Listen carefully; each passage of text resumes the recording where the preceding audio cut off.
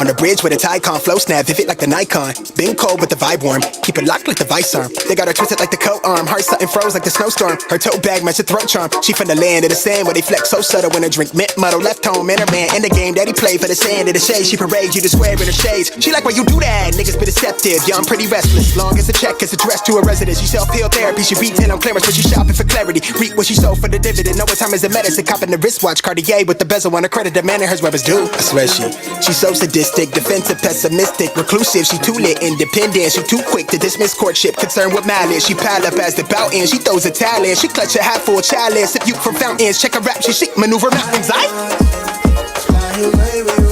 Escape the negative. I'm just trying to let time out. Fly away with you. Escape the negative. I'm just trying to let. So girl, come on, let's fly. Girl, come on, let's fly.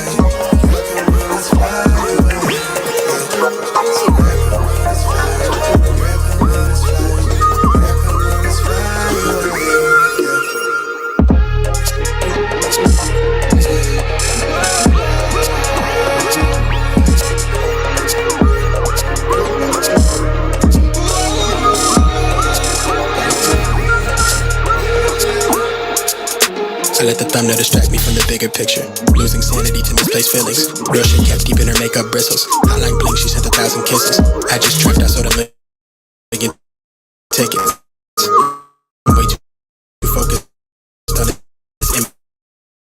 news lately. My mind is racing, looking miles around the shots to keep us all from losing who we are. We're products of a generation where we swiping left across the interfaces. All my minds tend to be evasive. Yeah. All the notice how the money made us.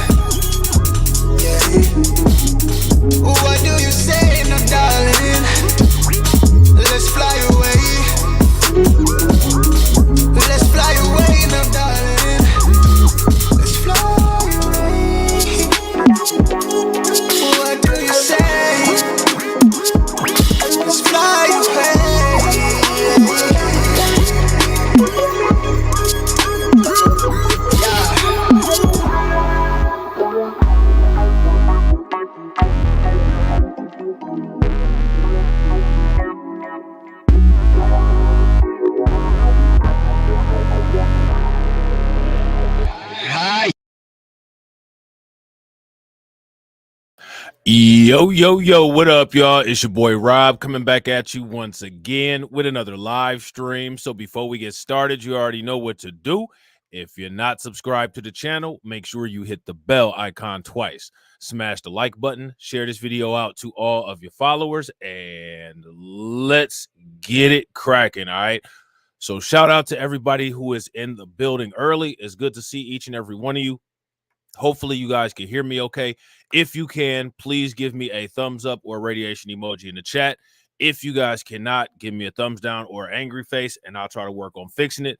I'm going to shout out everybody that's in the building early, all right? We got Jerry Bedford in the building. We got John Guillory. We got Katsy. We got Sunkissed by the Most High.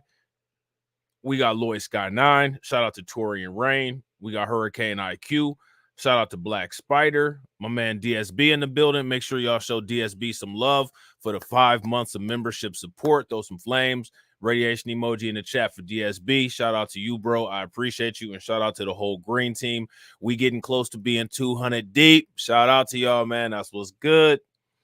And let me see who else we got. Shout out to my man Win Loser Rug. Good to see everybody, all right? So we got a lot of stuff to talk about. I'm going to try to run through this as quickly as possible so that this stream is not crazy long, because I got a lot of content to catch up on because your boy been chilling. Your boy been relaxing. Your boy been enjoying some of them crypto gains. Your boy been enjoying some of them crypto gains, man. Then I looked up and I said, oh, shit. I haven't streamed in about a week, man. Let me get on this real quick. Man. So shout out to y'all, man. I appreciate y'all. Shout out to Key. Good to see you, Key. First question. How many people heard about the measles outbreaks at the migrant shelters? If you guys heard about these measles outbreaks at the migrant shelters in Chicago, give me a thumbs up. If you guys have not heard about this and this is your first time, let's take a listen to these news clips here. The second case of the measles has now been reported at a migrant shelter in Chicago, and health leaders warn that it could lead to a larger outbreak as many asylum seekers are unvaccinated against the disease. Now, this comes as a rise in the highly contagious virus is being seen around the country over the last few months. Our Kelsey Kernstein is live outside the shelter where the latest case has been detected, Kelsey, and we haven't seen an outbreak like this for some time. Hey there, Kelly. Good morning. Yeah, in fact, last week's case is the first that we've seen in Chicago since 2019. That is the same year that we saw a pretty large outbreak of measles across the nation. And at this particular... So now what's interesting about this, right, is you got to go back. Shout out to Tedra. What's good with it, Tedra? You got to go back and remember when Brandon Johnson had that meeting in the city and he kept repeating, they're sick. They're coming here sick. At that time, they didn't release any information about the sicknesses that any of these individuals had. Now, here's the problem when it comes to measles. If I'm not mistaken, somebody correct me if I'm wrong.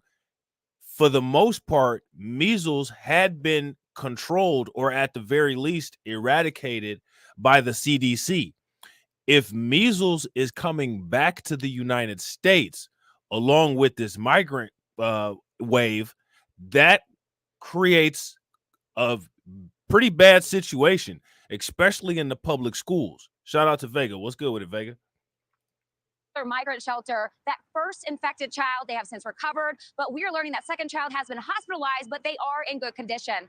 Now, according to the CDC, as of March 7th, we are learning that there have been more than 45 cases of measles reported across 17 different states.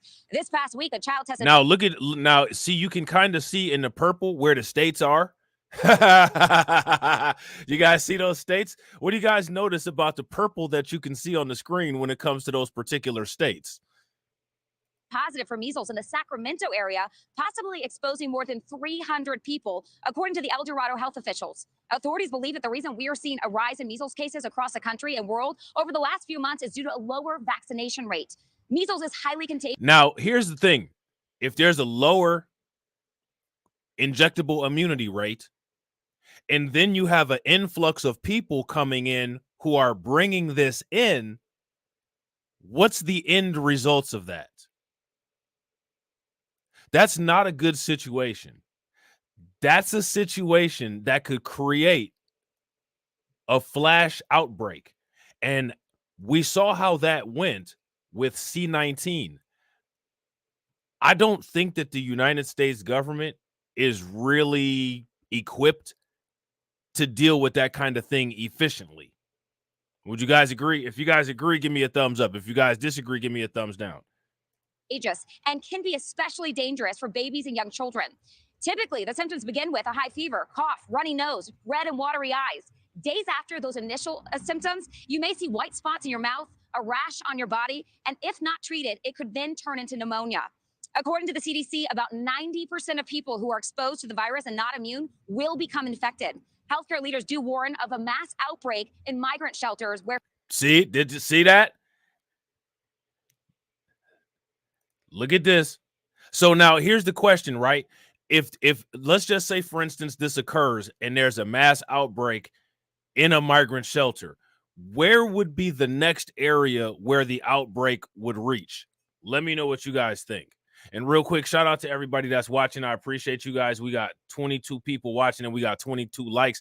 If everybody could bang on that like button and get us to 30, that'd be great. Also, if you guys have not shared the stream to your social media, please take a moment, share the stream to your social media. Not immune will become infected. Healthcare leaders do warn of a mass outbreak in migrant shelters where few are vaccinated. Take a listen. It is so hard to contain some things. Right. Shout out to Black Spider. Throw some flames in the chat for Black Spider. I was hoping somebody would bring that up. Do you guys remember the little black Latino boy who passed away? I think he was like about 5 years old at that migrant shelter in Chicago, and they never came out and said what the cause of death was. Black Spider said, what about the first little black boy that died in the shelter and they refused to let us know what caused the death? I'm not going to let that go. Now the chickens are coming home to roost. Facts. Facts. Because to be honest, do you all, I don't remember them reporting any first cases of measles. How many people recall them reporting any first cases of measles when it comes to Chicago? If you guys recall, let me know. But I didn't see anything about it. And it's through nobody's fault. So we don't want to attach stigmas or anything. It is the situation they're in. It is a large, wide open building with an open floor plan with a bunch of cots, basically. So everybody's in there shoulder to shoulder. Now, here's another thing, right? You see the environment that she just described, a large building where everybody, toe to toe with a bunch of cots. What are some other diseases that could start to spread in a place like that? There's one that I'm thinking of in particular that would be extremely bad, possibly disastrous if something like that started to spread. I'll give you guys a hint. It begins with a T. On cots, basically, at night. Chicago leaders say that they are working to vaccinate more migrants in their shelters. They're saying that those that are not vaccinated, they must quarantine for 21 days.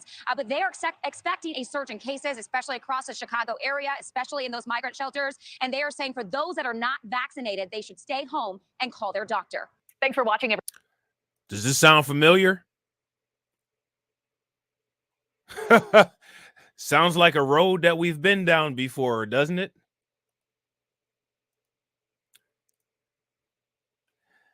Yeah.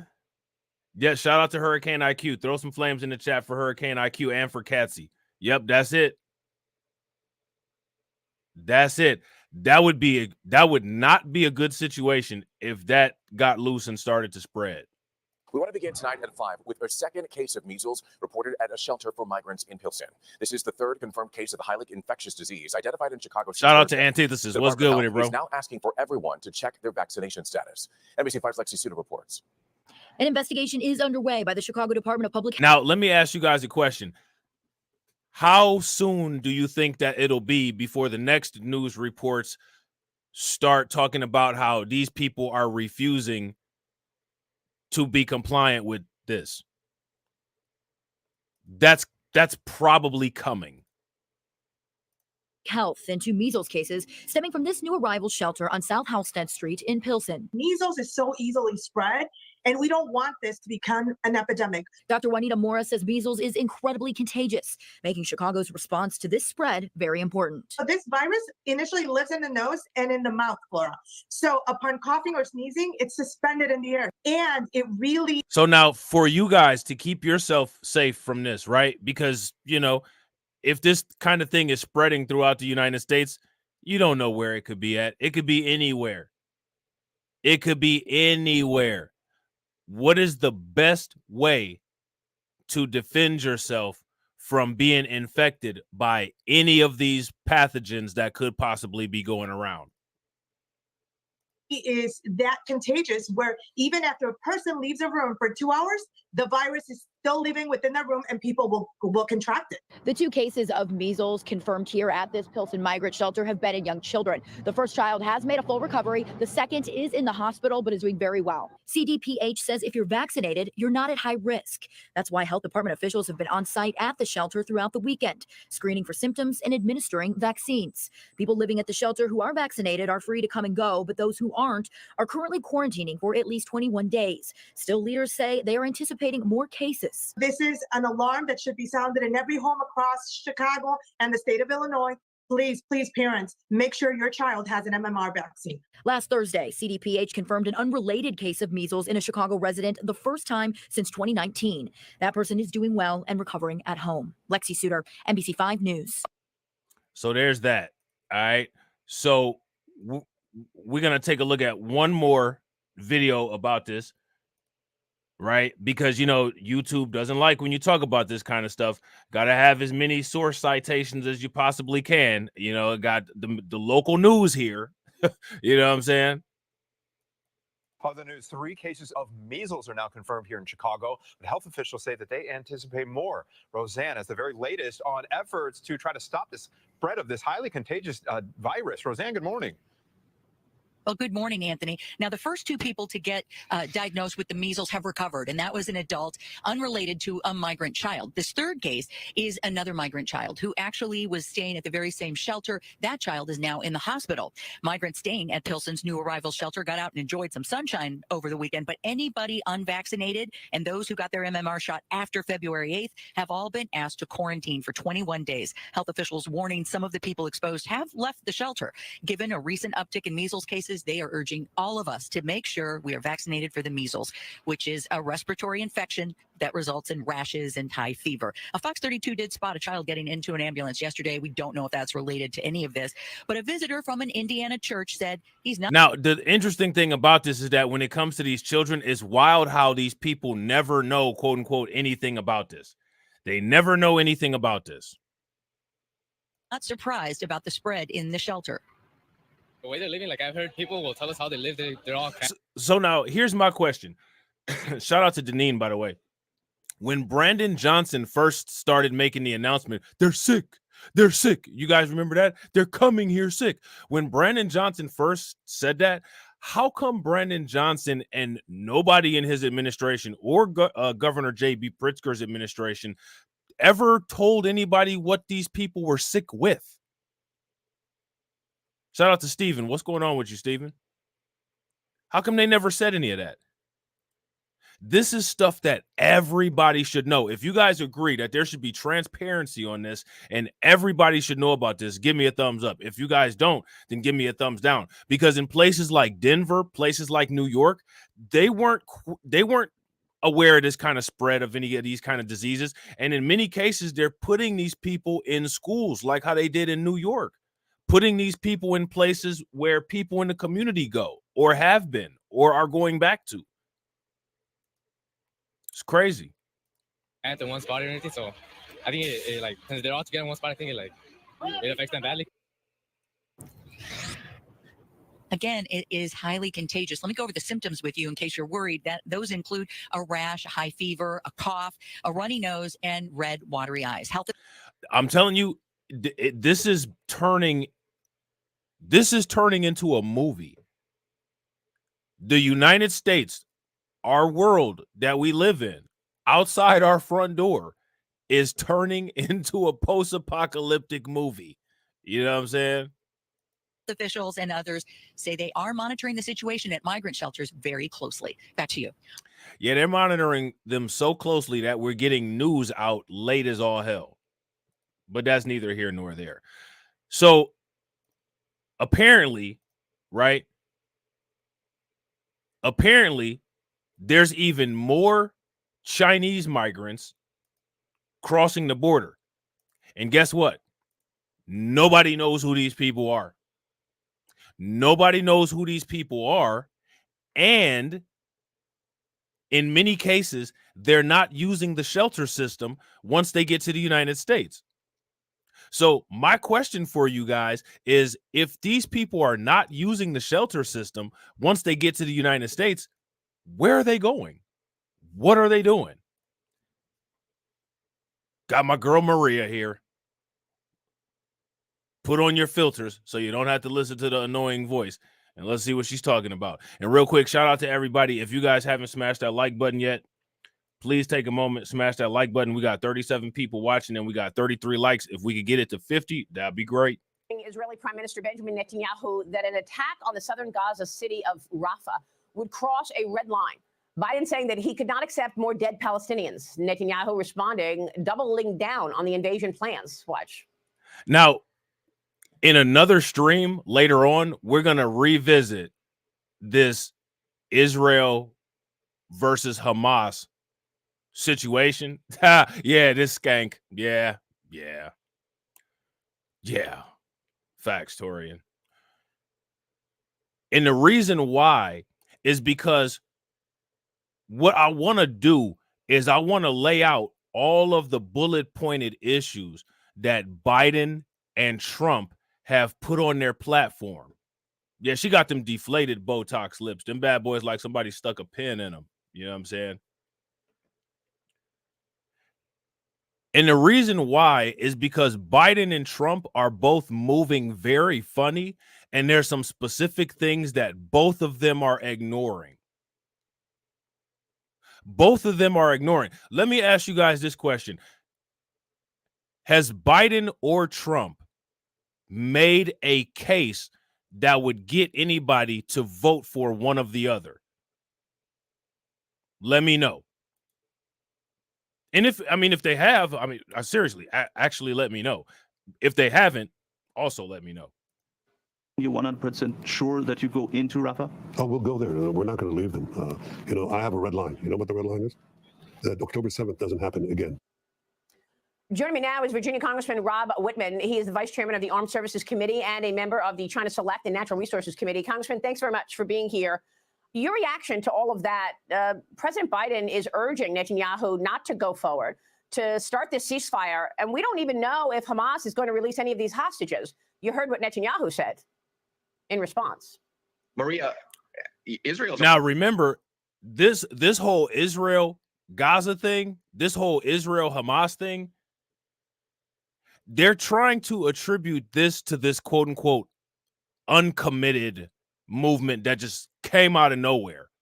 How many people have heard about the quote unquote uncommitted movement? If you guys heard about it, give me a thumbs up. If you guys haven't heard about it, give me a thumbs down. Now, we know what the quote unquote uncommitted movement actually is, but they're trying to give that movement credit to all of these Palestinians and all of these Arab Americans who have a vested interest in the outcome of this Israel-Hamas war. But there's not enough of those people to actually make a notable impact if they were to make an uncommitted vote. The uncommitted vote, for the most part, is people sitting out because Biden or Trump have not created a platform suitable to earn people's votes. And what they're trying to do is they're trying to take that uncommitted movement and they're trying to turn it away from the fact that more Black people are moving away from the political system in general and just saying nobody's offering us a platform. And they're trying to attribute it to something else. All the numbers all show that Black people are not supporting the Democrats, and there's no significant increase in Republican support. And for the most part, all they got to do is just let a lot of those Black conservatives open their mouth. And as soon as they open up their mouths and they start sounding like the Grand Dragon of the KKK, anybody who was possibly thinking about voting Republican is probably going to say probably not.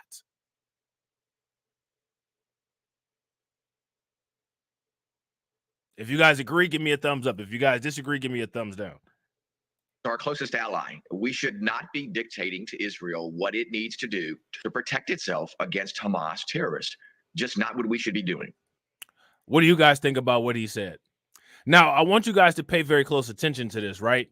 Because the issues that these people talk about are the issues that they quote unquote care about. These are the quote unquote issues that they are quote unquote concerned about.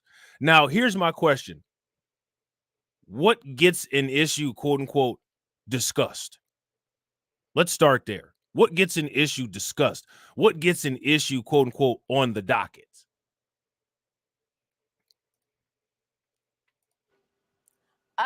What happens if, in fact, this continues and Israel goes forward? What do you think Biden means by a red line? What does that mean for Israel once Israel does go forward? Because Netanyahu is moving forward.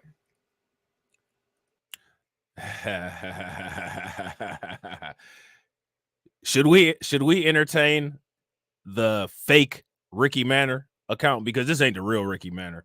This is a fake Ricky Manor. But do you guys want to have some fun? We only 29 minutes in. We might have a little bit of time to have some fun. If you guys want to, have a little bit of fun, give me a thumbs up. If you guys don't, give me a thumbs down.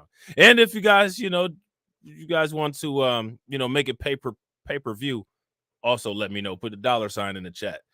Well, Netanyahu is moving forward, and he's going to make the decisions that are in the best interest of Israel. And we would be, I believe, resisting if Israel were to tell the United States what to do to protect its interests around the world. So I think that we need to be very careful, very mindful that Israel's in a situation, as President Netanyahu said, to make sure that October 7th doesn't occur again. How do you do that? You destroy Hamas. You take away its ability to perpetrate terror. So now let me ask you guys this. You hear what he said, right? How do you make sure that October 7th doesn't happen again? Who said to make sure that October 7th doesn't occur again? How do you do that? You destroy Hamas. Okay, so now using that logic, I'm going to ask you guys this question. How do we make sure that white supremacy doesn't occur again? You guys let me know in the comment section. You take away its ability to perpetrate terror against Israel. Yeah, I mean, it's interesting, this tact that the president has on this. See that? We just solved all our problems. We can go home now. We've solved all our problems. We can go home now. What do you guys think?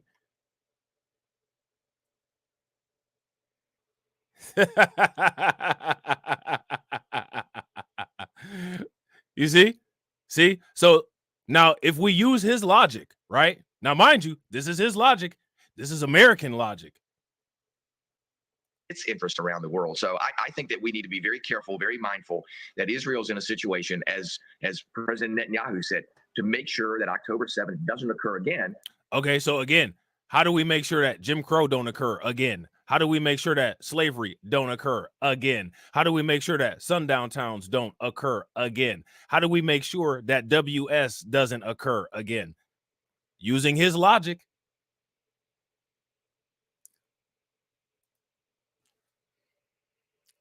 Shout out to Lloyd Sky 9. If you guys agree with Lloyd Sky 9, give me a thumbs up. If you guys disagree with Lloyd Sky 9, give me a thumbs down.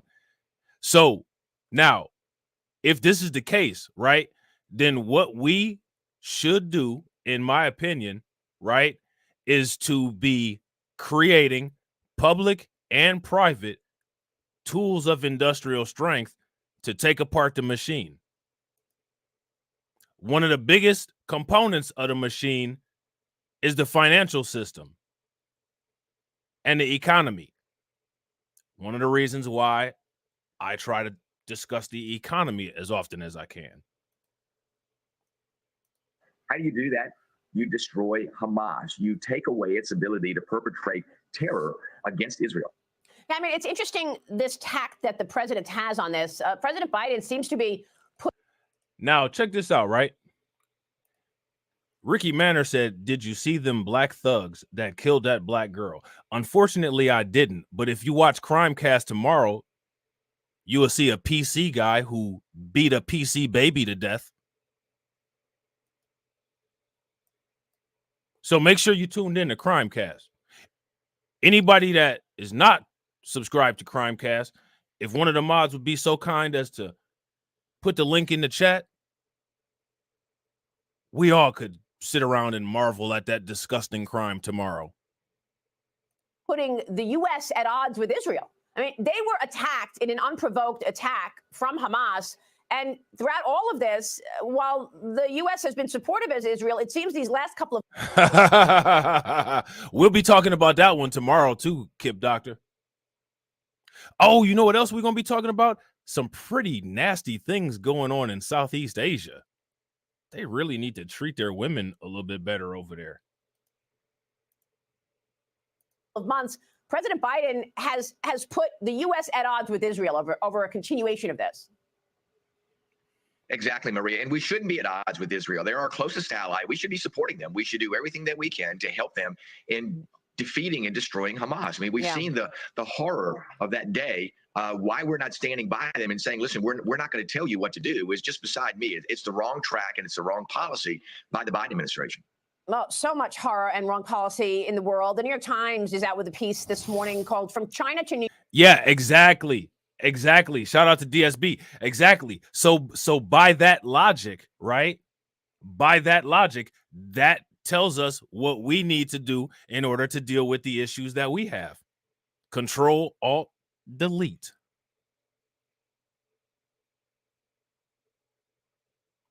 Control, Alt, Delete. Now check this out. You guys see this right here? The New York Times, From China to New York by way of the southern border. Court filings since October of 2022 show that New York State was their top destination, with more than 21,000 filings for Chinese migrants, followed by California. Now, my question for you guys is, what do you all think that all of these Chinese migrants are doing? What is their interest in coming here? Why do they want to come here? What's going on with this? New York by way of the southern border. They report that more than 21,000 Chinese nationals have arrived in New York City since October of 2022. Of course, we've been reporting this. It's actually 20,000 people just since October of last year. That's the beginning of the fiscal year. These Chinese nationals are not staying in the city's migrant shelters. One migrant said that he stayed at a Chinese massage parlor in Queens. Stayed at a Chinese massage parlor in Queens. How does that work? Break that down for me. They're not staying in the migrant shelters. They got an immediate hookup at a massage parlor in Queens. How? Shout out to my man AB Promotions. How, Sway? Somebody make that make sense. That charged him $10 a night, Congressman. We've been reporting about these massage parlors, given the fact that Senator... So now, according to them, according to Maria here, they've been reporting about these massage parlors. They haven't been reporting about these massage parlors. They haven't been reporting about these massage parlors housing migrants. You know what they spent their time reporting on? They spent their time reporting on the Senegalese guy who had the 3 businesses throughout New York City. That's what they spent their time reporting on.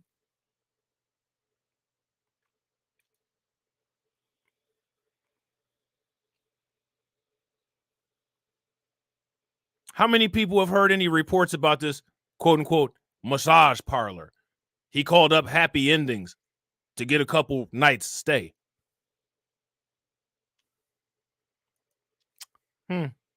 Roger Marshall from Kansas told me that the CCP is working with the drug cartels to get people into the country, and then they're human trafficking them with a front of a massage parlor. Your thoughts? Maria, the trend that we're seeing with this vast increase in the number of Chinese individuals coming into this country is astounding, and it's alarming. We should be looking at what China's doing, again, to try to weaken the United States. We see their efforts, whether it's the spy balloon, social media. They continue this effort. This surge of immigrants coming across the border, I think, does have potential national security implications. Listen, we are a country of legal immigration. The key is, though, is remember, China's not our friend. They look to exploit the United States. These instances of these individuals coming over, I think, should cause everyone to question why. They know this, and they just let it continue. And shout out to AB Promotions. Facts. It's a value chain. Now, like Torian always says, right? This is the facts. This right here is the facts. The Democrats and Republicans want the same goal for the end of all of this.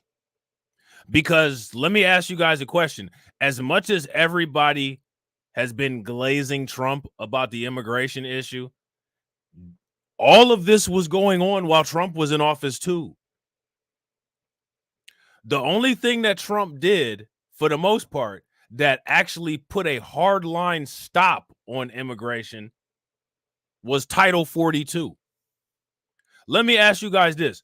What did Trump do that was more effective than Title 42 in stopping illegal migration, illegal immigration, illegal border crossings? What did Trump do that was more effective than Title 42? And Title 42 ending and Biden not renewing Title 42 knowingly is one of the reasons why all of this is out of control as of right now. But there's still laws in place that could be enforced if they wanted to, and they just choose not to. And it's amazing how they're just able to lie on the mainstream media without fact checks from any of these social media platforms and say all of these falsehoods and just completely get away with it. Where's the USA Today or the New York Times, New York Post fact check on Joe Biden saying that he's not able to enforce any border enforcement laws? Where is it? Make it make sense. And why this surge recently? What's behind this? And I think that there are national security implications behind this surge of illegal immigrants coming from China to the United States. Yeah, so what is it? I mean, I want you to listen to Senator Roger Marshall with me just a few weeks ago on what he says is taking place with these organized crime groups in China. Watch. We're seeing an explosion of human trafficking. The Chinese Triad, which is an organized crime unit, a multinational, been around for hundreds of years, is behind this. And wherever you're seeing fentanyl trafficking, you're going to see human trafficking explode as well. We have more massage parlors than we do Starbucks now in Kansas. And certainly I think that can be said in most every state. So this Chinese Triad, I mean, they are sophisticated. Your listeners need to understand. Listen, everybody knows about the Chinese Triad. Who saw Rush Hour? That was the criminals in Rush Hour. Anybody that's seen the movie Ultraviolet, they had like the futuristic Triad mafia. Literally everybody has known about the Triad forever. I think even if you watch some old Bruce Lee movies like Chinese Connection and, you know what I'm saying, Fist of Fury, they was talking about the Triads. So now all of a sudden they're a problem. They don't know who they want to blame this stuff on. They don't know if it's Tren de Agua. They don't know if it's MS-13. They don't know if it's the Mexican Mafia. Now it's the Trinidads. You know what I'm saying? They run around chasing Jackie Chan and Chris Tucker across the Texas border. You know what I'm saying?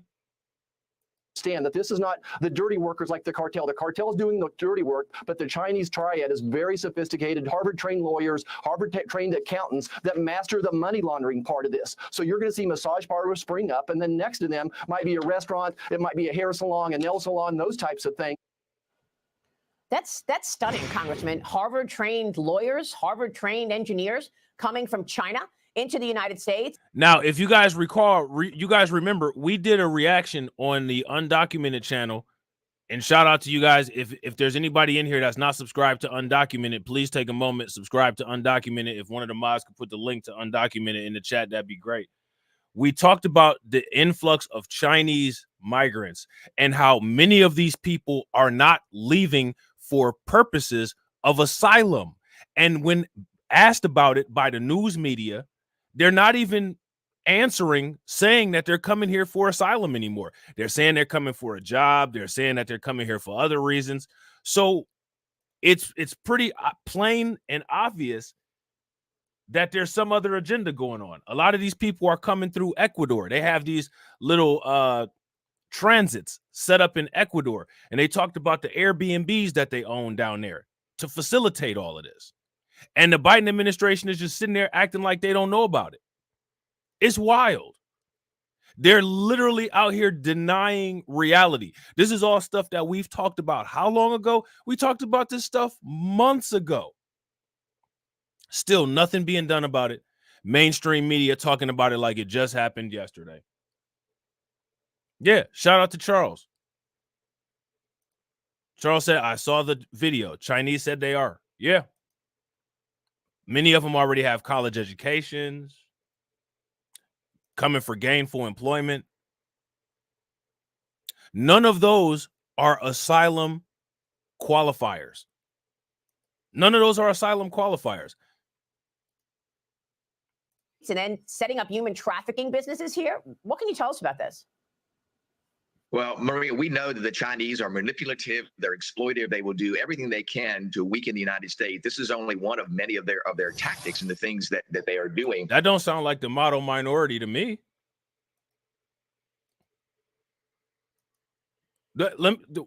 Torian is our resident expert. shout out to our Asia correspondent in the chat, Torian. You know what I'm saying? Does that sound like a model minority to anybody in here? If that sounds like a model minority, give me a thumbs up. If it doesn't sound like a model minority, then give me a thumbs down. Why are we changing course on this here? Yeah, that's Diane Yap. That's Diane Yap in them. They gave her a whole seat to sit and whine to Congress, man. Gave her a whole seat. China into the United States and then setting up human trafficking businesses here. People, anytime Diane Yap opens up her trap, anytime the Yap trap is opened up, they need to treat her like how they treat her on Tinder. You know what I'm saying? Don't pay her any attention or any money. Here, what can you tell us about this? Well, Maria, we know that the Chinese are manipulative. They're exploitive. They will do everything they can to weaken the United States. This is only one of many of their tactics and the things that they are doing to harm the United States. I think we should be responding to this. I think that, again, it's a result of a failed policy by the Biden administration and an open border and allowing China to operate in our country in this way. This is not in our best interest. And I believe the things that we should do to respond to this. Well, I mean, are the Republicans able to do anything about the open border, or have you just failed at that?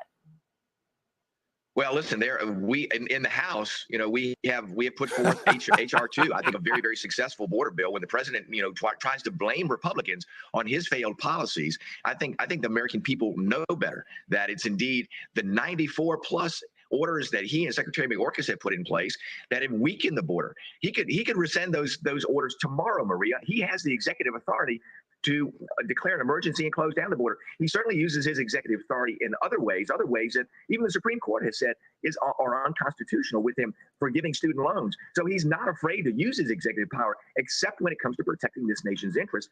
Well, he's afraid to use his executive power when it comes to doing anything meaningful or gainful for black people also. But you're not going to get that out of a Republican because, you know, like the troll account says, WS allegedly doesn't exist. You know what I'm saying? Why is this happening?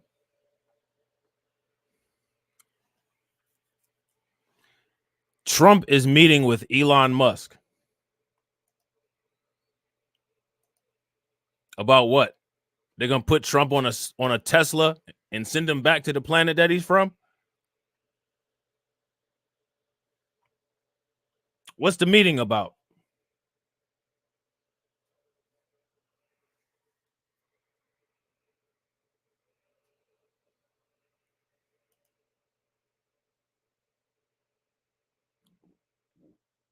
Let's see what they're talking about. Former President Trump confirmed Monday that he met recently with Elon Musk, but he said he wasn't sure if the billionaire would support his re-election bid. Now, if I'm not mistaken, according to Elon Musk said that he's not going to support either presidential candidate financially. Can somebody fact check me in the comment section? Is that correct? But I think it's interesting that the president is meeting with a private business owner. Now, here's my question. What private business owner of ours did Trump meet with? What do you think that he wants to hear about from Elon Musk? Some of the stuff that he posts on Twitter, because Trump and Elon post a lot of the same stuff on Twitter. Would they want to trade conspiracy theories? They want to design some stylish "You will not replace us" shirts. What were they meeting about? You know what I'm saying?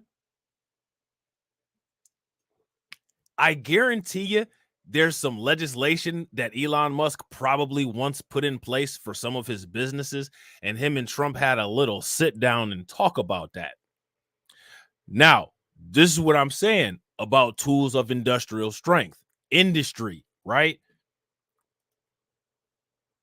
Where are the industry leaders of ours who maintain market leverage that we have where we could put pressure on a politician? That's something, if you ask me, that needs to be developed. It has to be developed. It's imperative.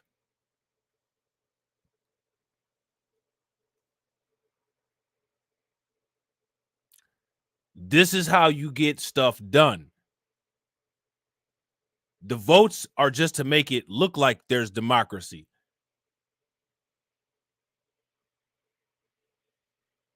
The money is actually what talks. You know what I'm saying? So now here it says, I don't know. I've been friendly with him over the years, Trump told CNBC's Squawk Box. I've helped him when I was president. I've helped him. I've liked him. We obviously have some opposing views on a minor subject called electric cars, Trump said. I'm all for electric cars, but you have to have all the alternatives also. The New York Times reported last week that Trump and Musk met privately, noting that Trump's campaign was at a severe cash disadvantage compared to Democrats as he burns through money on legal fees. Now, let me ask you guys a question. Do you guys think that this is a political strategy by the Democrats to stall Trump and try to slow down some of his momentum? If you ask me, I think that it is. It's a coordinated effort. It's a strategy. I mean, it's something that they have at their disposal and they're attempting to exploit it. I don't know how effective it's going to be. I don't think it's been very effective, but it's what they seem like they're trying to do. You know what I'm saying? Musk, the billionaire owner of Tesla, SpaceX, and X, the site formerly known as Twitter, later said he would not donate money to either candidate for president. Since purchasing X Musk has used the platform to boost prominent conservatives and right-wing media figures as he reinstated Trump after the former president's account was banned following the January 6, 2021 attack on the Capitol. Now, let me ask you guys this question. Is this Elon Musk using a value chain? That's that value chain. Now, how many of us, if we had businesses, do you guys think that Elon Musk would run to? Elon Musk would probably revert back to his old apartheid days and think that he could just come kicking in the door at one of our businesses and trying to take our stuff. You know what I'm saying? And we'd have to have security back him down.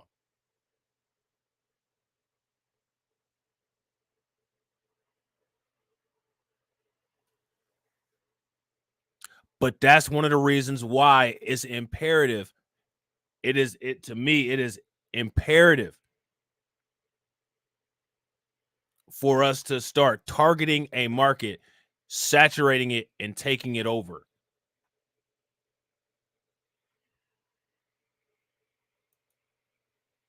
So now here says several of Musk's posts about President Biden have been critical about the president and his policies, particularly on immigration, ironically.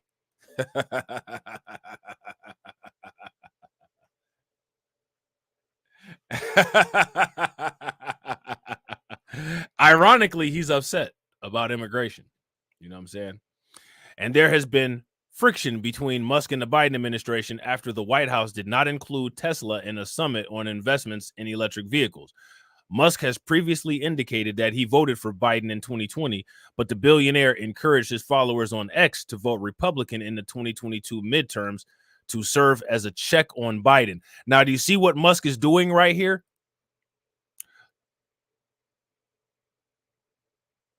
So Musk is basically telling his supporters to flip-flop to send a message. So Musk is trying to use tech tactics to send political messages. The Arabic Muslim population in Michigan is using political tactics to send messages. So it's interesting that so many people are critical of it when we talk about different strategies that might be at our disposal to send messages. Why do you think that is? Why do you guys think that is? Let me know what you guys think. And real quick, this is going to be the best part. So if you guys haven't smashed the like button yet, take a moment, smash that like button. If y'all haven't shared the video yet, take a moment, share the video. If you're not subscribed, wherever you're watching from, hit that subscribe button. You guys ready for this? If you are not convinced that Biden is your man for 2024, he just gave a promise. Y'all ready for this? Biden repeats promise to Black Americans. I have your back. Biden repeats breaking promise to Black Americans. You got to talk to Latinos. Who's gonna fall for this nonsense twice? Shouldn't nobody have fell for it the first time. But my question is, who's gonna fall for this nonsense twice? Al Sharpton, his pencil neck self might fall for it. You know what I'm saying? But who's gonna fall for it? Shout out to TD. You see this, TD Media Group? Now go do something about this. Biden made this post because of your channel. You better go make a video about it. He said, don't listen to TD Media Group. Revamped, remodeled, refreshed.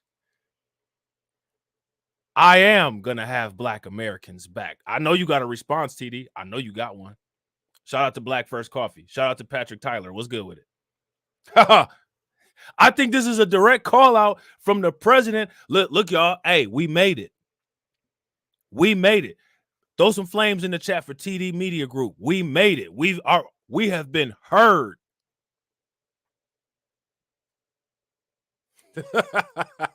we have been heard.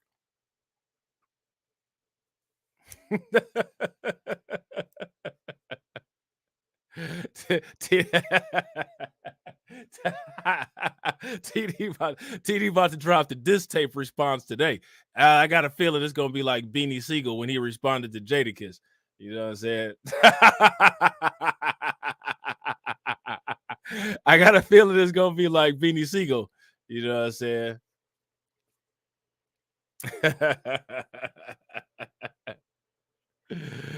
Oh man, TD about the son kiss like a soda and tell J to the O.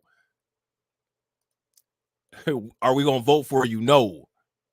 Because when you do speeches, you sound like you're slow. Plus, you're too old. And your hair is gray. Don't know where these migrants coming from. How, Sway?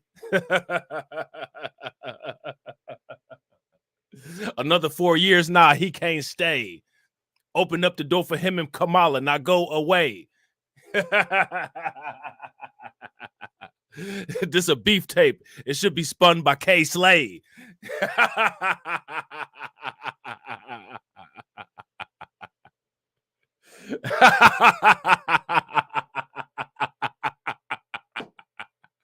Oh man, that's crazy, man. That's crazy work. You know what I'm saying? Shout out to Patrick Tyler with the $1.99 super chat.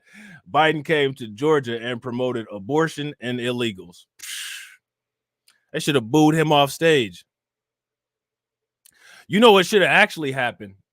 Stacey Abrams should have rolled herself up like a bowling ball and rolled across stage and knocked Biden, you know what I'm saying? Just knocked him down, a strike.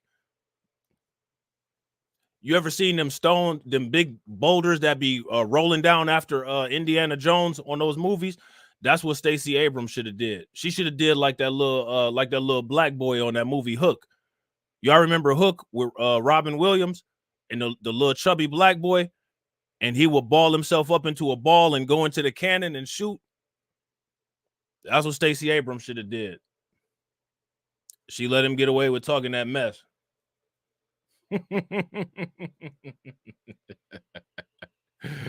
Oh, man. Shout out to Catsy. Catsy says, honest question. What do you all think of Robert F. Kennedy Jr.? It would be a good protest vote.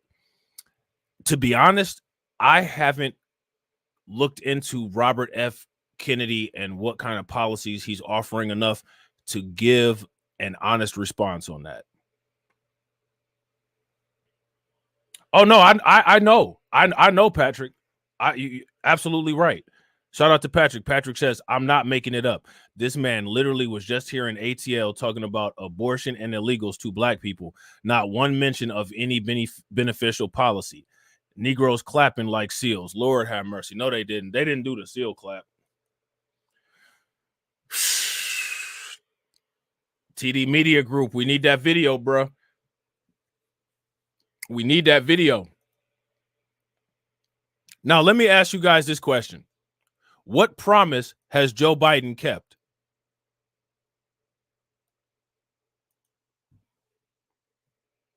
Is there anybody that can tell me a promise that Joe Biden kept? What promise did Joe Biden keep?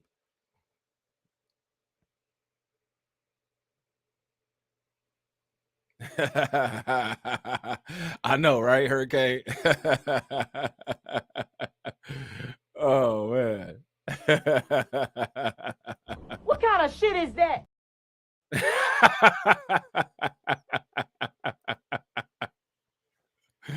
Oh, man. So look at this. President Biden, in a Saturday interview, doubled down on his commitment to stand by Black Americans and pointed to his record of support for Black-owned small businesses and to strong job creation numbers. No, no, no, no, and no, no. Shout out to Jesse Paris. Let me ask you guys a question. We're talking market share is what we need to be able to have a stronghold and be able to have leverage. You're never going to get a market share of anything if you just accept job creation. You don't get to become an Elon Musk through job creation.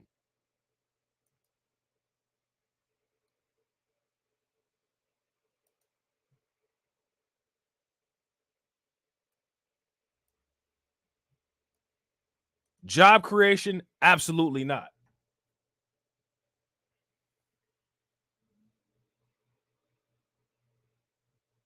You know what I'm saying? support for black-owned small businesses. We need black-owned Fortune 500 businesses. Where's the black-owned Fortune 500 businesses? This is chump change, and ain't nobody a chump. So hopefully nobody falls for this nonsense. No, this is nonsense. Screw this BS. He's trying to lowball people, man. Don't let it happen. Where's his record of what black-owned small businesses has he helped? And why would we want to deal with strong job creation numbers? We want to be the ones creating the jobs. We don't control the company. If somebody's if Biden is giving this money to these companies that are not owned by us to create jobs where those jobs can discriminate against us and hire their own people and prioritize their own people over us, that's the problem to begin with.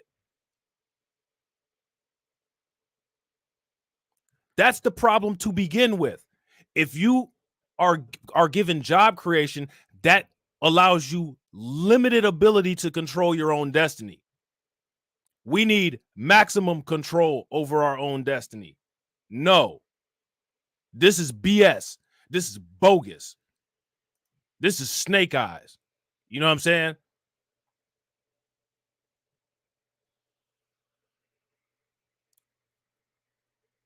This is mediocrity. Where are some statistics on this black small businesses? What market share are they breaking? Are they publicly traded? Have they franchised? What's the life of these black businesses staying in the family, or do they get sold off?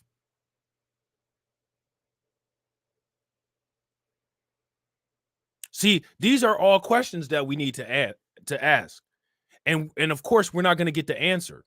And then you got these people like Joy Reid and all of these clowns that they get on these news shows to sit there and say, oh, well, you know, we're quote unquote know-nothing podcasters. I'm not a know-nothing podcaster. I'm not a podcaster. I'm a YouTuber. You know what I'm saying? And I know a little something.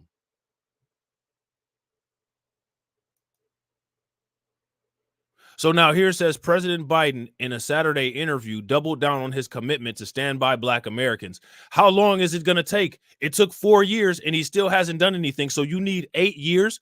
You didn't do any promises for us in the first 4 years. Why do you think that you should be allowed a second 4 years? Why do you get 4 years of failure and then a second chance?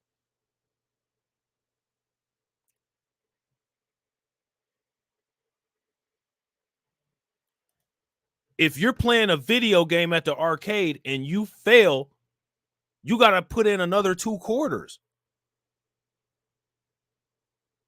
You don't get a free another game. You don't get a free credit. That's not how that works. Biden won a free credit.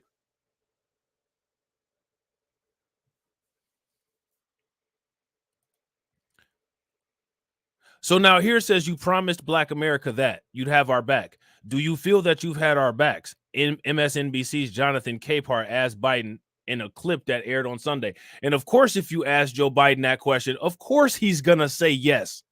Of course he's going to say yes. What they should have done is listed all of the ways in which Biden has failed and said, what is your explanation for any of this?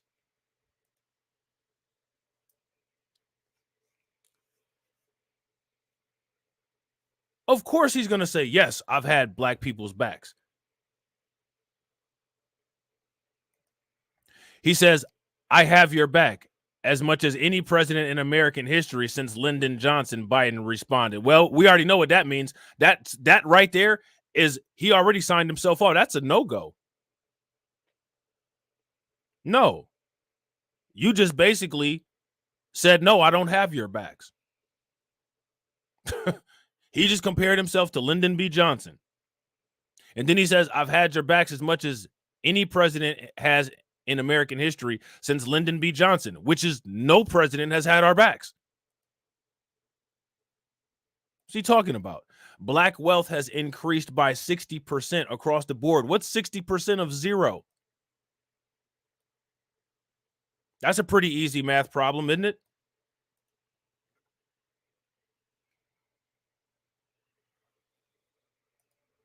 Biden said he has been meeting with black business owners who are getting government loans and direct payments that have helped them get their businesses off the ground. Who are these people? So now here's where Biden, he's going to try to get stern. Look, there's not a single thing they can't do given a shot. Nobody else is just given anything, quote, given a shot. Everybody else gets something for their votes.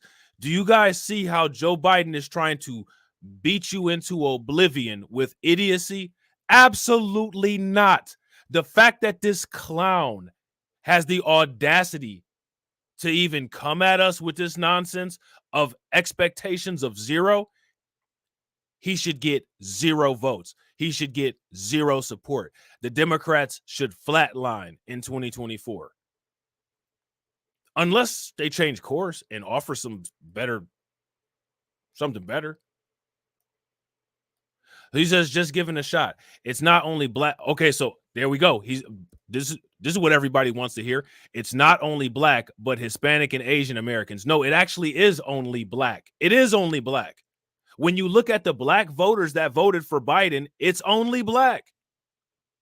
Out of those 86% of people that voted for Joe Biden last election, how many of them were Asian? How many of them were Hispanic? Are you serious? Really? This is the high IQ talking.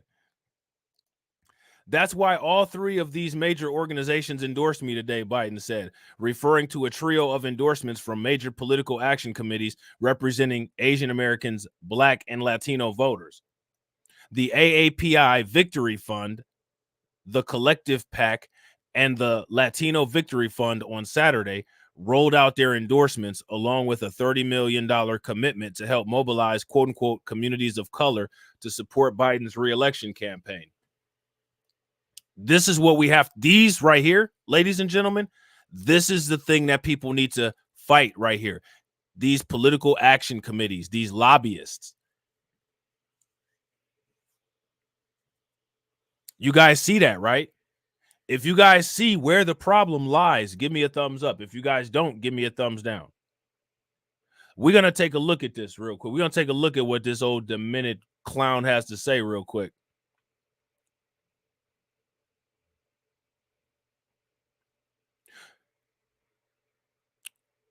So let's listen to this. Health crisis. This dude is so funny, man. He tries to sound so authoritarian. Real quick, shout out to everybody that's watching. I appreciate you guys. If you guys haven't smashed the like button yet, please take a moment, smash the like button. We got 52 people watching and we got 63 likes. If we could get the likes to 100, that would be wonderful. America cannot go back. I'm here tonight to show what I believe is the way forward, because I know how far we come. 4 years ago next week, before I came to office, the country was hit by the worst pandemic and the worst economic crisis in a century. Remember the fear, record losses. Remember the spikes in crime and the murder rate, raging virus that took more than 1 million American lives of loved ones, millions left behind. A mental health crisis of isolation and loneliness. A president, my predecessor, failed the most basic presidential duty that he owes to American people, the duty to care. I think that's unforgivable. I came to office determined to get us through one of the toughest periods in the nation's history. We have. It doesn't make news in 1,000 cities and towns. The American people are writing the greatest comeback story never told.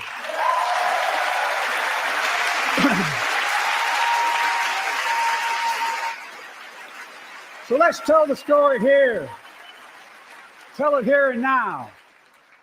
America's comeback is building the future of American possibilities, building an economy. No. No possibilities. Biden doesn't want to accept the possibility of a vote. We don't want possibilities. We want things for certain. If we wanted possibilities, we would go to a casino or we buy a scratch-off ticket, right? That's what most people do when they want a possibility.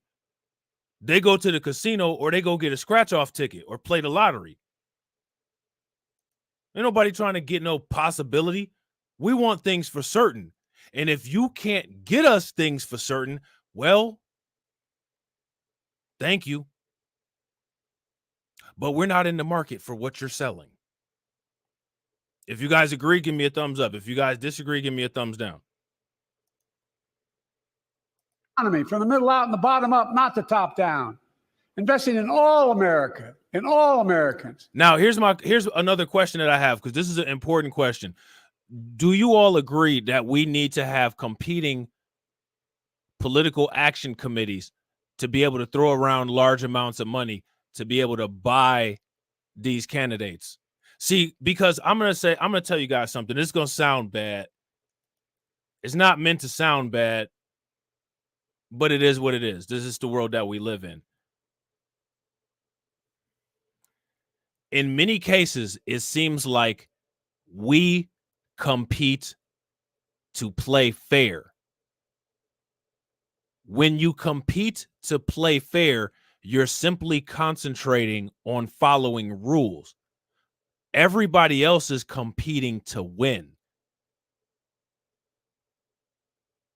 There's a difference between competing to play fair and competing to win. I'm going to tell you guys something, and somebody's going to steal it, because I'm just fly like that. You know what I'm saying? But playing fair is the old hustling, is the new hustling backwards. Stop playing fair. Stop playing at all. You know what I'm saying? If you guys agree that playing fair is hustling backwards, give me a thumbs up. If you guys disagree, give me a thumbs down. See, everybody else is competing to win. That's completely different than competing to play fair. We got this morality. You know what I'm saying? We got to be the ones. Oh, well, you know, I don't do. No. I'm in this to win. I'm in this to dominate. We can look at ethics and all that, morality and all that, once we get what we need. Oh, yeah, maybe we made a couple mistakes along the way. That's what they say. Oh, you know, we just deleted a bunch of people, and, you know, we just did a bunch of genociding, and, you know, maybe we made a couple mistakes along the way. Ain't nobody getting no money. Now, when I say ain't nobody getting no money, this is not me saying that we're not going to be successful in our reparations quest. I'm not saying that. I'm just saying what those people say. I want to make that clear. But yeah, that's the first thing that they say. Well, we made some mistakes along the way, but look at where we are now. Okay, yeah, well, we can do the same thing. We could just, you know, ruin a bunch of everything. And as long as we come out on top of it, hey, if we look back and we did something wrong and we can bullshit for 100 years and not fix it, whatever. Because that's what everybody else does. You know what I'm saying? Shout out to Hurricane IQ with the $1.99 super chat. Hurricane IQ said, playing fair never works against cheaters and liars. I'm going to tell you something. When you first start playing the game, if you actually follow the rules, you've already given the other team an advantage, because you're busy trying to understand the rules, and that other team is busy trying to either score all the points or get to the finish line. By the time you get an understanding of the rules, guess what? Game's over. That's kind of like similar to where we at right now. Oh, I see. See, people look out for their own, and people set up these communities, and people vote in blocks. I get it. You know what I'm saying? 5 seconds left on the shot clock. But hey, people win with buzzer beaters all the time.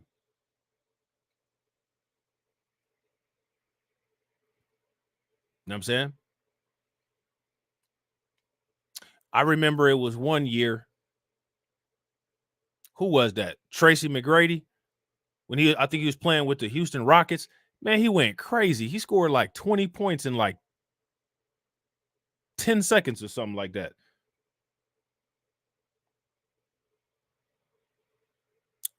So it can be done. You know what I'm saying? People just got to get in that mindset. I actually saw a good article about master morality and slave morality that me and shout out to my man Keep It 100 that we was talking about one time. I might actually grab that article and do another stream on it.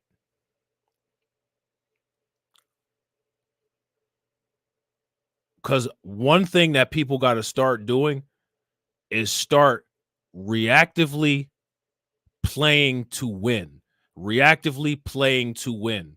Not reactively trying to be fair and make it so that everybody has a chance. Nah, everybody don't need a chance. That's how they look at us.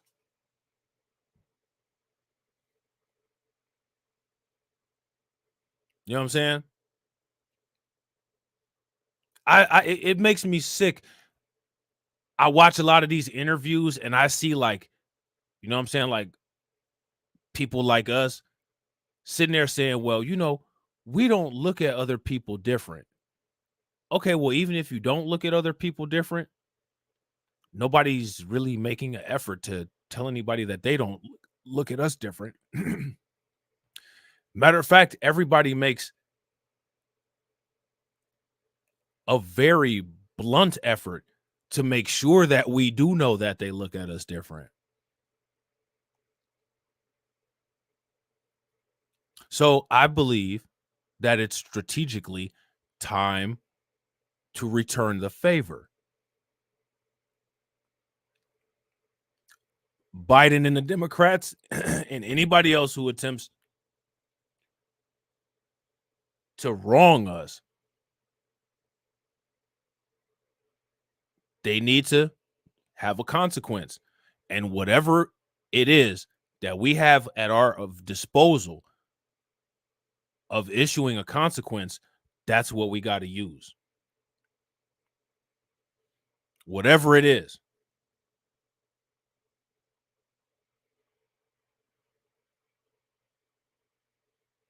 You know what I'm saying? And one thing that people have to also do, if you don't feel hopeless, then the illusion of hope will never appeal to you. See, that's how Obama won, because they got people into this mind state of where people feel hopeless. So if you feel hopeless, if somebody offers you hope, then that hope will appeal to you. You got to reconstruct your mind state into where you are confident that you are going to win. All I do is win, win, win, no matter what. If all you do is win, win, win, no matter what, you can't sell me hope, because I don't need hope. I got this already. I got this because it's me. You know what I'm saying? See, a lot of times people's families will teach them humility. You know, don't be too arrogant. Don't be, nah, man, be arrogant. Everybody else is arrogant. Be arrogant.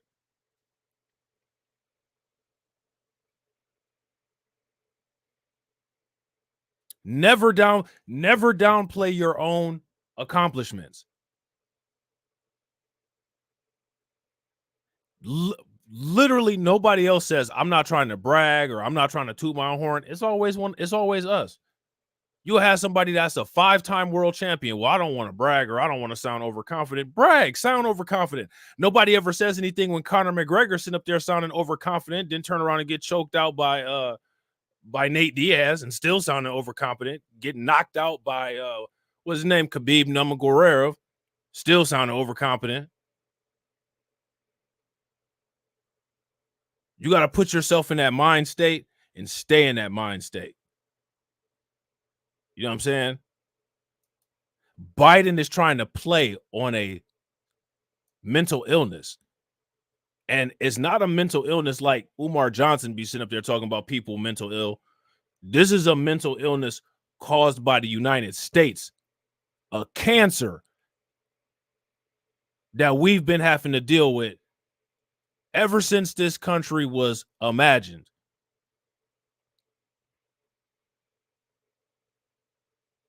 And we're the only people that can cut it out. You know what I'm saying? To make sure everyone has a fair shot. We leave no one behind. The pandemic, Facts, DBB. They could do the electric slide across Lake longer Lanier. controls our lives. The vaccines that saved us from COVID are now being used to beat cancer, turning setback into comeback. That's what. Who has anybody? What is he talking about here? Has anybody heard anything about this? Because that right there, that I don't want to repeat because that really sounds like something that could get your channel messed up. I haven't heard anything about that, but that's how is that going on? Did you hear what's being used to treat cancer or whatever? Did y'all catch that?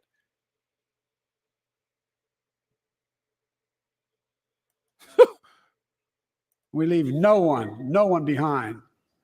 The pandemic no longer controls our lives. The vaccines that saved us from COVID are now being used to beat cancer. What?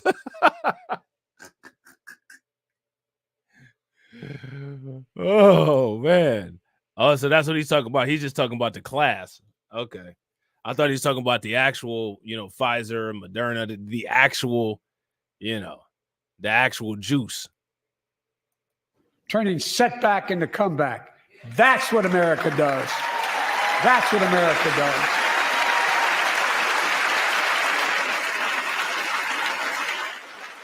Folks, my inherited economy is on the brink. Now our economy is literally the envy of the world. 15 million new jobs in just 3 years, a record. Record high gas prices, right? Record high grocery prices, right? Record high consumer price index, right? All of those records also happened, didn't they? Unemployment at 50-year lows. Record 16 million Americans are starting small businesses, and each one is a literal act of hope. With historic job growth and small business growth for Black and Hispanics and Asian Americans. No hope. No hope. We're not buying hope. If you want to buy hope, listen. If you want to buy hope, go get you a Mega Millions ticket or a Powerball ticket, or go to Mountaineer or Windsor or Vegas or something.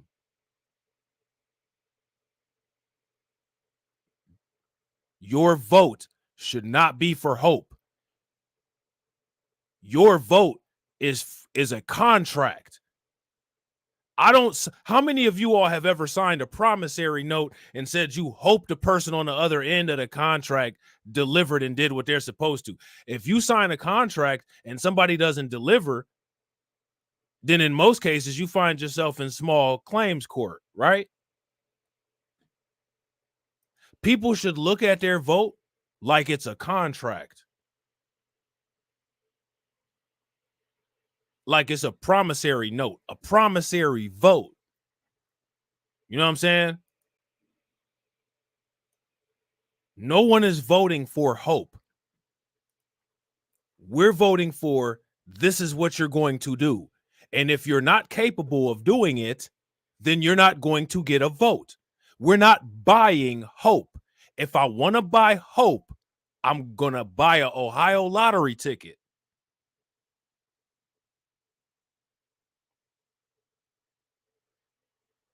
Because at least on a lottery ticket, you can go on the website and at least look at the odds and know if the jackpot got sold or not. So you kind of know which kind of tickets you can go buy.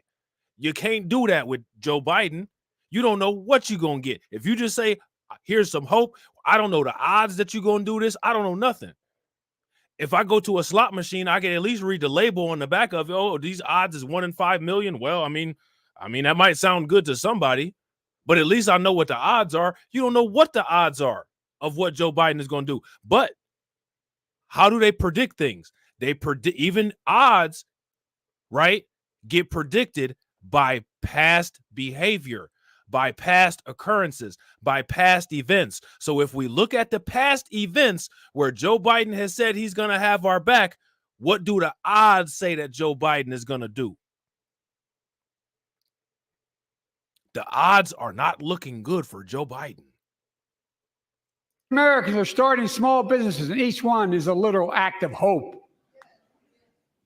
With historic job growth and small business growth for Black and Hispanics and Asian Americans, 800,000 new manufacturing jobs in America and counting. So any of the issues, you know, reparations is one of the issues that people want to be on the table for discussion, and we're actually going to get to some reparations issues later. Pay very close attention to how Joe Biden just completely ignored that. Now, anytime these politicians ignore any, you know, thing that we discuss or like anything that we need, there needs to be a consequence for that. You don't ignore your most loyal constituency unless your most loyal constituency has been kind of slipping a little bit and they've been letting you get away with it. But now it's time to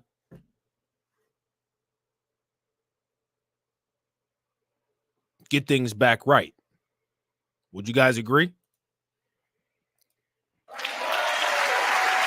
Where is it written we can't be the manufacturing capital of the world? We are, we will. More people have health insurance today. More people have health insurance today than ever before. The racial wealth gap is as small as it's been in 20 years. Wages keep going. Where's the numbers that show that the racial wealth gap is the smallest that it's been in 20 years? What data source is he using to say that?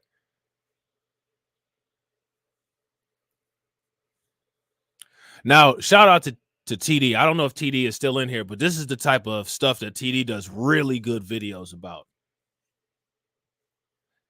TD should do a video with that segment right there, or somebody, you know what I'm saying? Torian, Kid Gravity,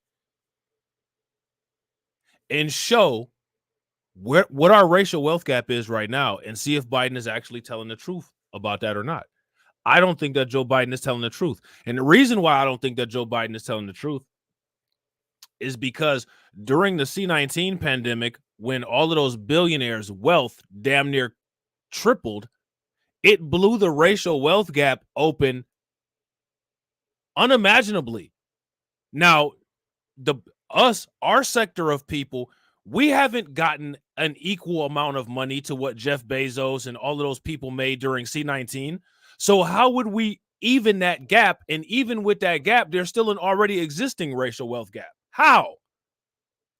Joe Biden is literally sitting here telling you that you can't do basic math. And I know that everybody can.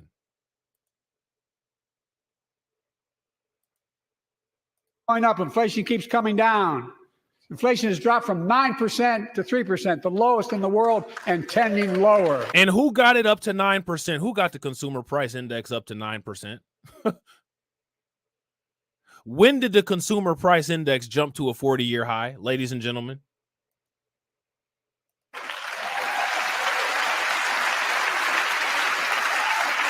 The landing is and will be soft. And now, instead of importing foreign products and exporting American jobs, we're exporting American products and creating American jobs right here in America, where they belong.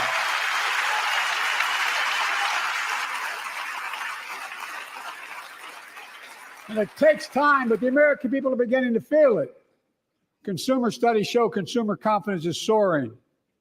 Buy America has been the law of the land since the 1930s.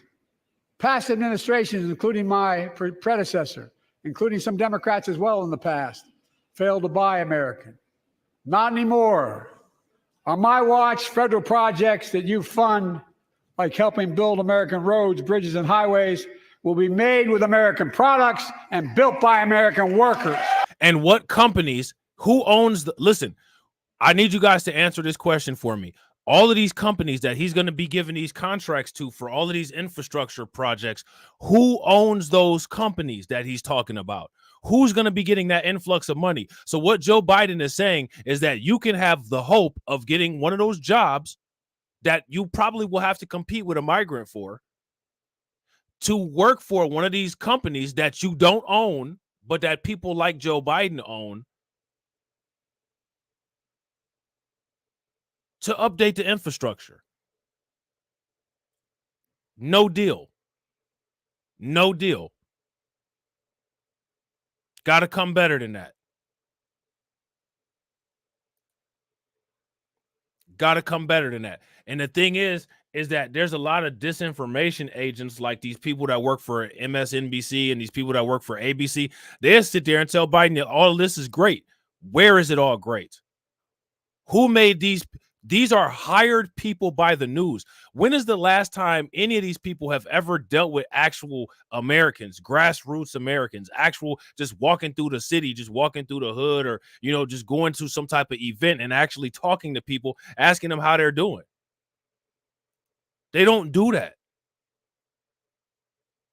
because those will go off script real quick.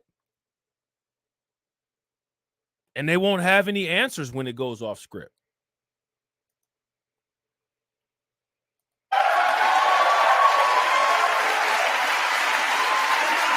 Creating good paying American jobs. No jobs. No jobs. One thing to me, if one thing that people should try to encourage, if you're going to work a job, work one of those jobs where it's a really high paying, high demand job. If you can't do a high paying, high demand job, try as hard as you possibly can to have as much control over what you do day to day, and try as hard as you can to write your own paycheck. That doesn't mean that if you can't start a business, you know what I'm saying, like, you know, somebody should look down on you or anything like that. I'm not saying that. What I'm saying is that in most cases, right, people's parents, or, you know, the people's role models or elders that they're around, tell them, do well, get a job. No. Do well, get yourself market share. Do well, get yourself an industry. Do well, get yourself a continent. Do well, get yourself a planet. See, if you're trained and propaganda has directed people to think small, the results will be small, and you'll think that you'll think that small results are actually large, and they're not. You'll think that a $50,000 bonus on your paycheck is a wonderful bonus, while your boss got $500,000 in net revenue. You know what I'm saying? Shout out to my man Aristopat. Yo, if y'all don't follow Aristopat's channel, he does some really good like migrant crisis vlogs, interviewing people. Make sure y'all check him out. If one of the mods could put the link to his channel in the chat, that'd be great.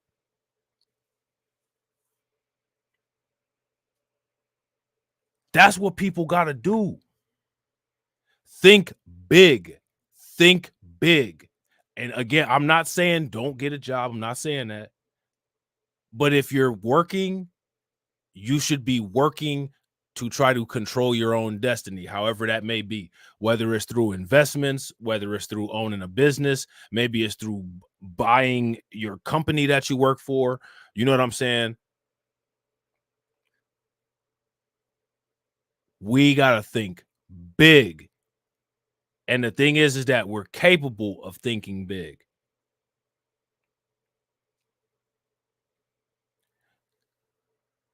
A lot of propaganda, a lot of circumstances has created a situation where it may seem that people dream small.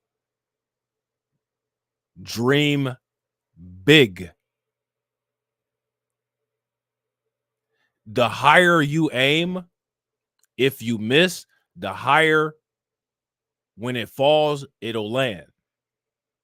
If you aim for 1 million and you only get 500,000, that's better than if you aimed for 100,000 and only got 50,000.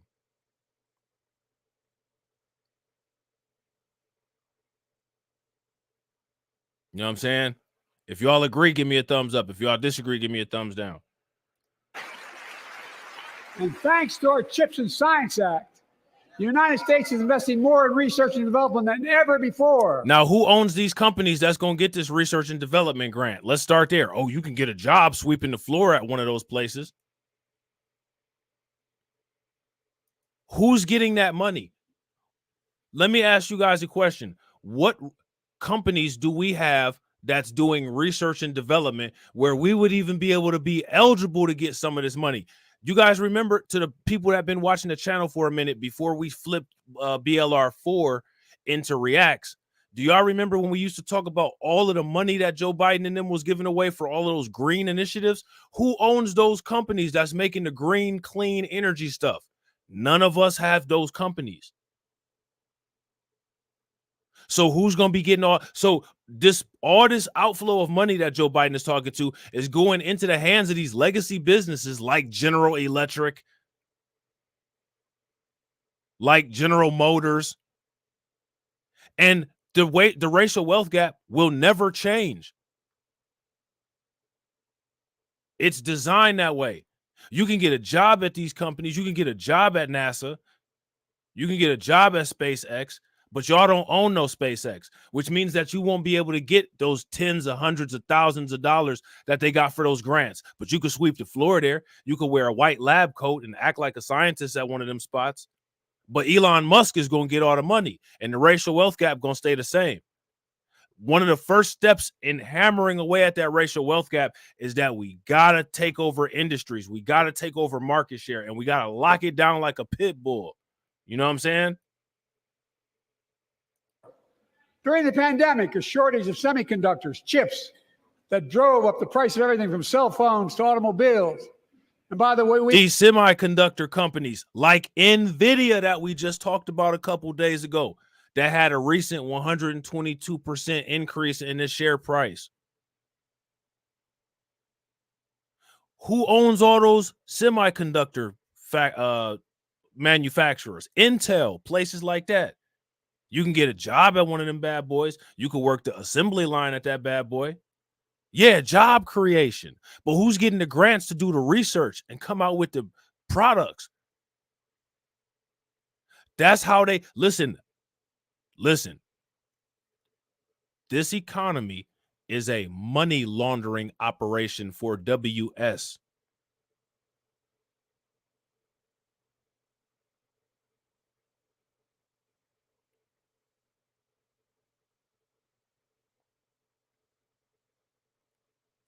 What people need to do is understand how money laundering works and stop the money from being laundered. One of the ways that you stop money from being laundered is you divert the seed money away from the destination. One way that we can attempt to divert seed money away from the destination, the seed money is the taxpayer money that they take from us, you know what I'm saying, and then give it to Elon Musk and them, is if we have an end destination where that money can go. Now, whether they choose, whether they pick us or whether they don't, that remains to be seen.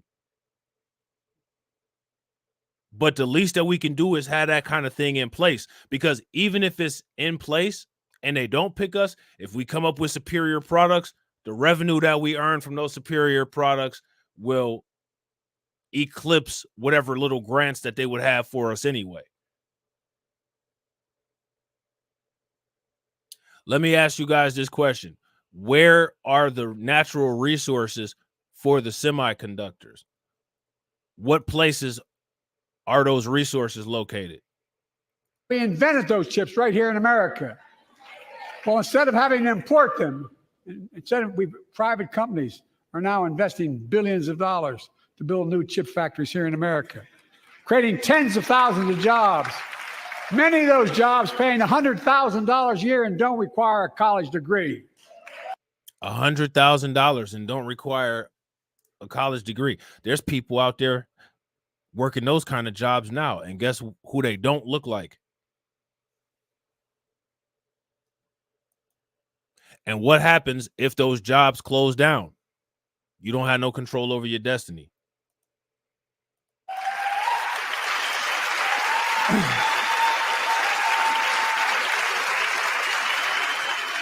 In fact, my policies have attracted $650 billion in private sector. Shout out to Patrick. I'm going to let y'all answer this question in the comment section. Patrick says, why isn't Biden offering a program for blacks to get these jobs? That should be a pretty easy question to answer.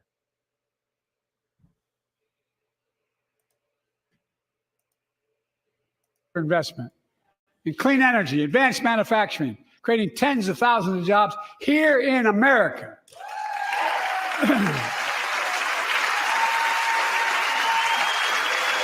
And thanks to our bipartisan infrastructure law, 46,000 new projects have been announced all across your communities. 46,000 projects. Shout out to TD. If you guys agree with TD, give me a thumbs up. If you guys disagree, give me a thumbs down. United States was created to maintain the integrity of the people that created the United States.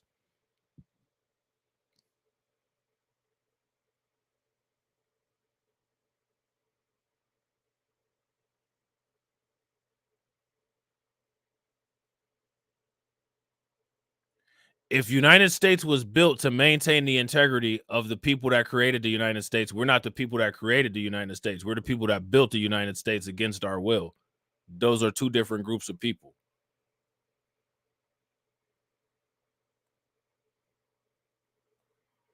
Every day in the United States is Halloween, where we don't get any candy.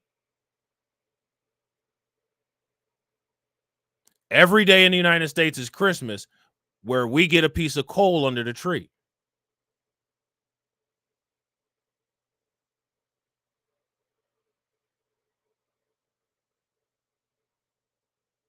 You know what I'm saying?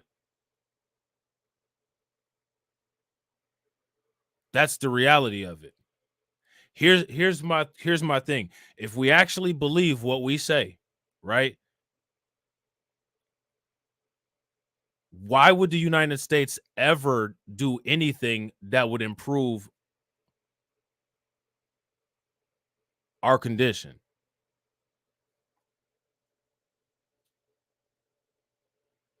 Yeah, facts, Patrick. More like lint, right?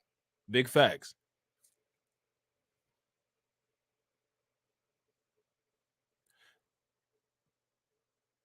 That's why people are going to have to come up with creative strategies to do this kind of stuff.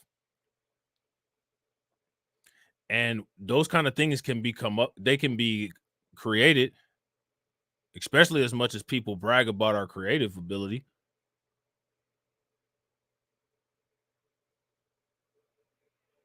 But people need to understand that when it comes to the United States, when it comes to the handouts, they're not for our hands.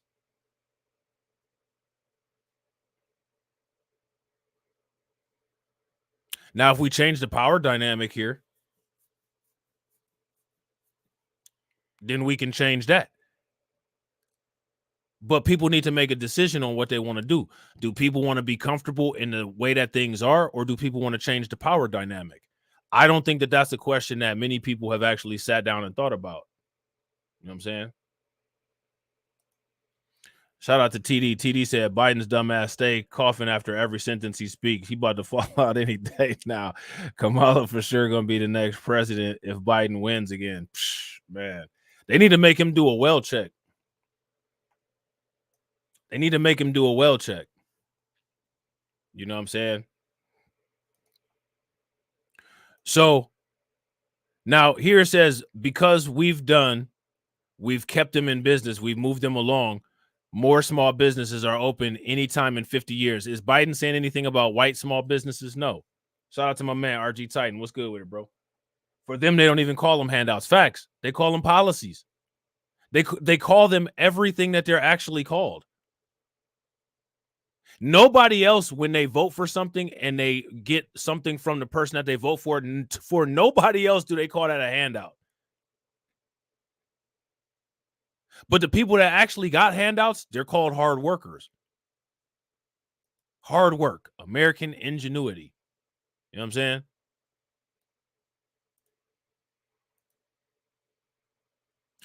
So that brings us to the next interesting issue, and this is actually a very interesting issue. We got an issue of Black New Yorkers clashing over who should get reparations as state panel starts. And if I'm not mistaken, this is a panel. This is a dummy mission right here. If I'm not mistaken, this is just a panel for a study.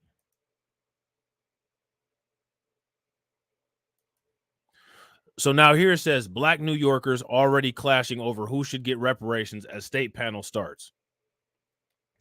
A New York commission that will recommend whether to give reparations for slavery and discrimination to Black residents hasn't even met, but it's already sparked a rift among Black New Yorkers over who should be eligible for payouts. Now, here's my question. How does the New York Post know this?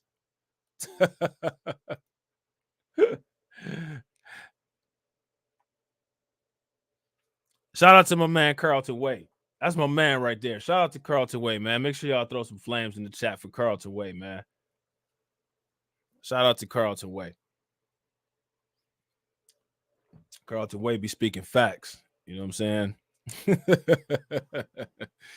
So now here it says a similar panel in California said monetary reparations should be limited only to descendants of chattel enslaved persons to the U.S. $360,000 per eligible person. I don't know where they come up with these numbers, but not for other Black Americans who may have suffered from discrimination, which this is interesting, right? Because New York Post tries to change the language here. Notice how why are they comparing chattel slavery as if chattel slavery and discrimination are the same thing? Discrimination is bad and harmful and should not be done. And something should be done about, you know what I'm saying, the horrible treatment that all Black people face as a result of Europeans everywhere. You know what I'm saying? But they know that chattel slavery and discrimination aren't the same thing. Shout out to Beach Material. What's good with it, bro?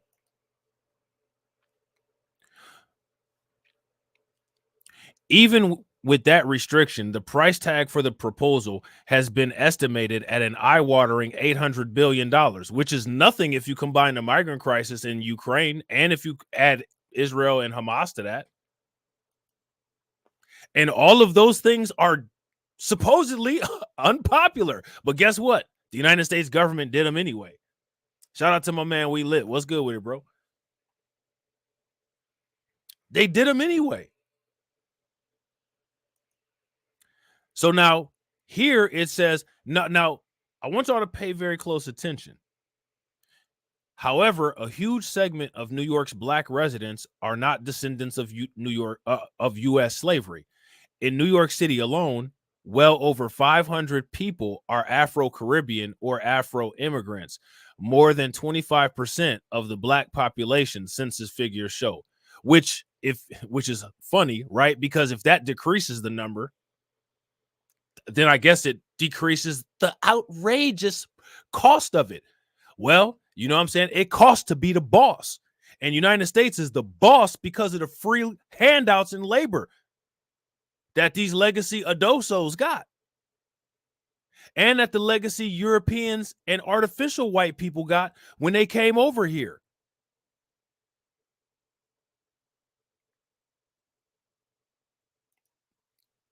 But some New York Black activists said California's reparations package was too restrictive.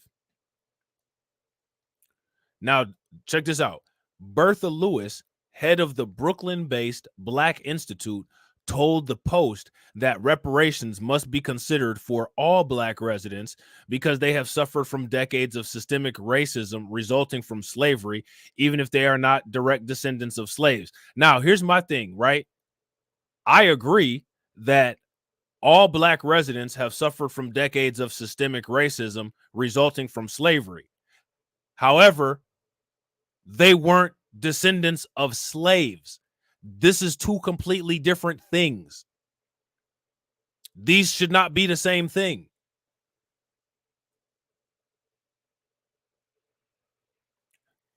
Being a descendant of slavery and your ancestors were in chattel slavery is not the same as being somebody who came to the United States at your own free will and suffered discrimination as a result of your willful arrival into the country.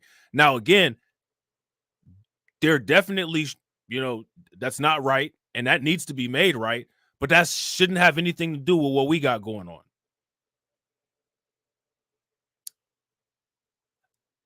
I don't understand how these people can't coordinate this, because it's not really that difficult of an issue. You know what I'm saying? I don't get it. I don't understand. And the thing is that you already got this going on, and then you see what the New York Post is doing right here is they're trying to throw gasoline on a fire already. Yeah, exactly, Patrick. This is meant to muddy the waters. This is just more divide and conquer, which sadly, seems like people fall for all the time.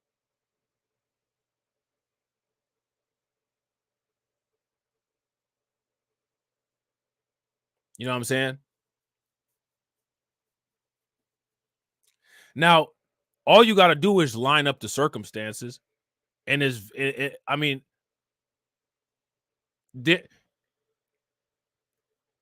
in most cases, right? There's businesses in the United States, insurance companies especially, that are linked directly to slavery.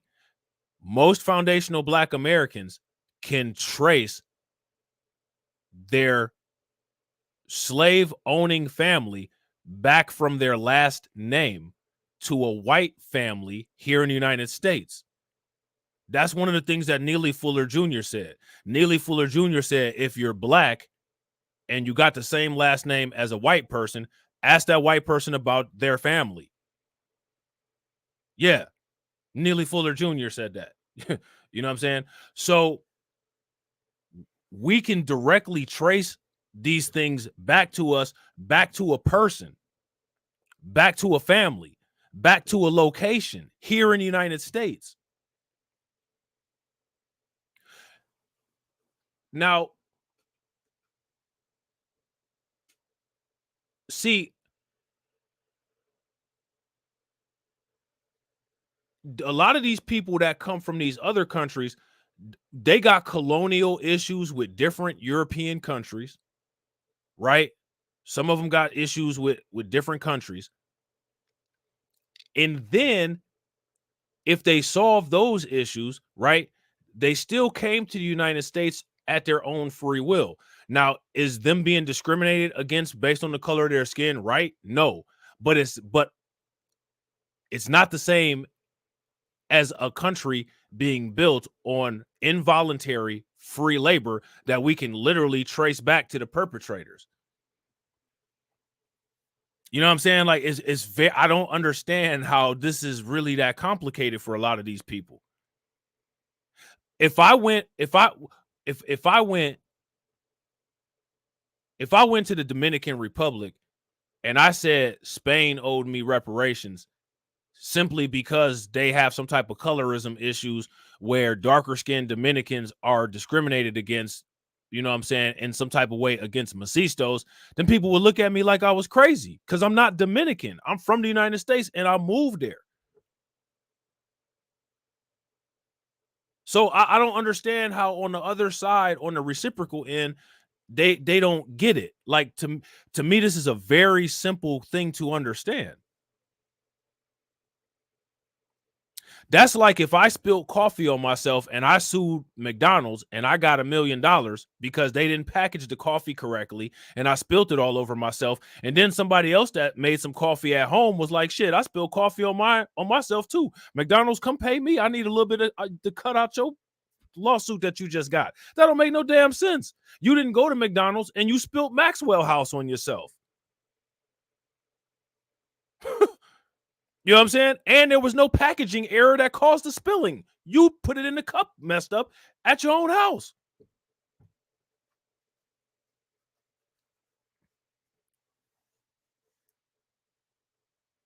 These things are not rocket science. And I got to agree, if you guys agree with win, lose, or rug, to me, these are purposeful attempts to derail our efforts. That's facts. Because all of these people that claim to be so high IQ, they can easily understand this logic, and they can also look at, we have hundreds of cases in court with litigation. You know what I'm saying? And these hundreds of cases in court with litigation can show the logic and type of ruling that would need to be made in situations like this, and who's eligible versus who isn't. When it comes to this issue of slavery and reparations and chattel slavery, for the most part, there could be multiple lawsuits that could be filed. One of the main ones could be a class action lawsuit against the United States government from all of us who are foundational Black American. Because for one, the United States government facilitated it.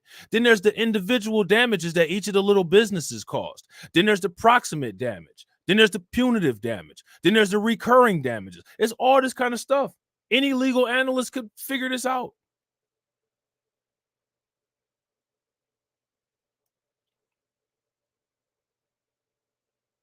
You know what I'm saying? But pay close attention, though, to how the New York Post went and got this person instead of going to get somebody who is a reparations advocate who's in the grassroots.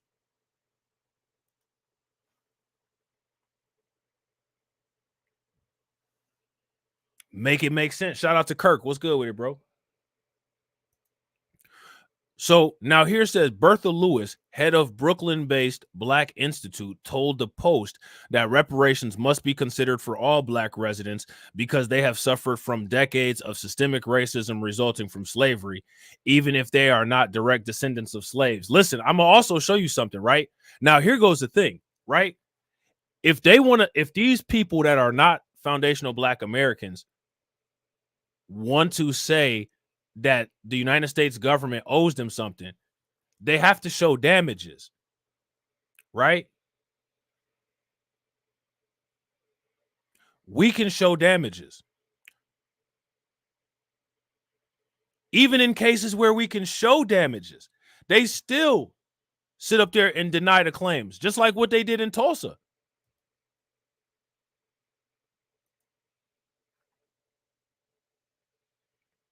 We can show specific damages. You can show that Lake Lanier was built was poured over Oscarville, Georgia. You know what I'm saying? Slocum, Texas, the massacre, Tulsa, all of that stuff. Trace our family histories back. All of the Indian tribes that owe money. We can trace these things to specific events. And that's facts, Torian. Big facts.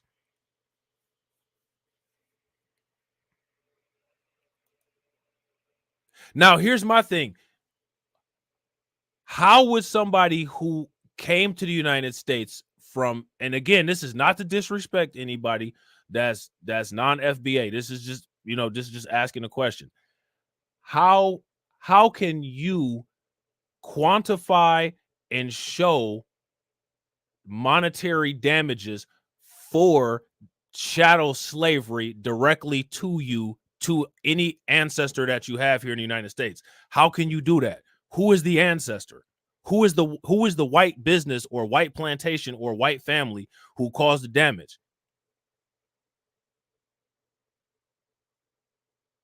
It's completely different. You know what I'm saying? And again, that's not to negate anybody that's not foundational Black Americans' experience of racism here in the United States. That's not what the purpose of what I'm trying to do here is. Like, I'm not trying to be condescending. You know what I'm saying? I'm not trying to do none of that, because I think that's corny as fuck, that shit people be doing out here. I'm just simply saying my understanding of how all this works. You know what I'm saying? So if it's, I know it's some people in here that's not FBA. I hope that I'm not being disrespectful, or you don't feel disrespected or attacked, because please understand that you're not. You know what I'm saying?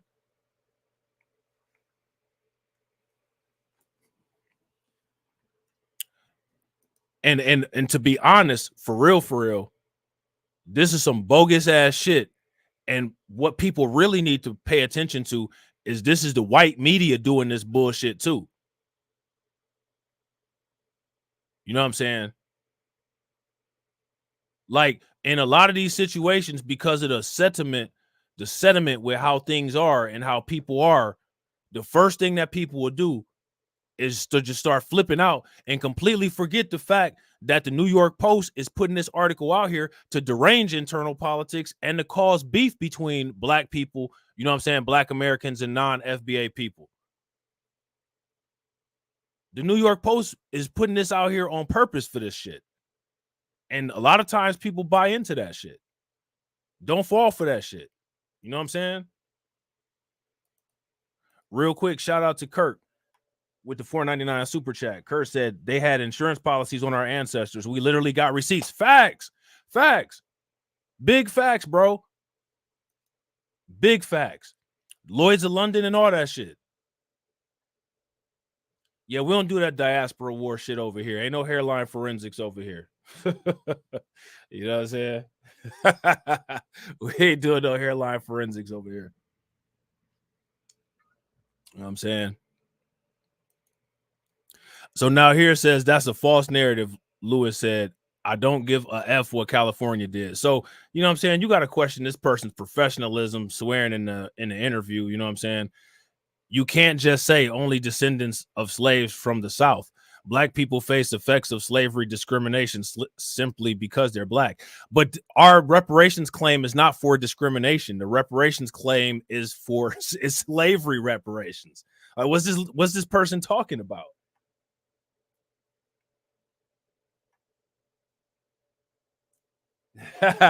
John said hairline forensics. Where are you from? That's hilarious. I gotta put that protractor to your lineup and see what you got going on.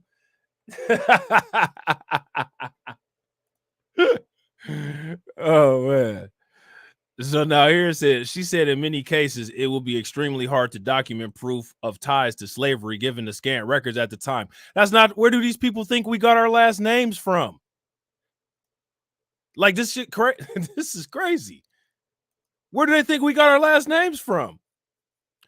It clearly wasn't from interracial marriages, because that wasn't even legal at the time.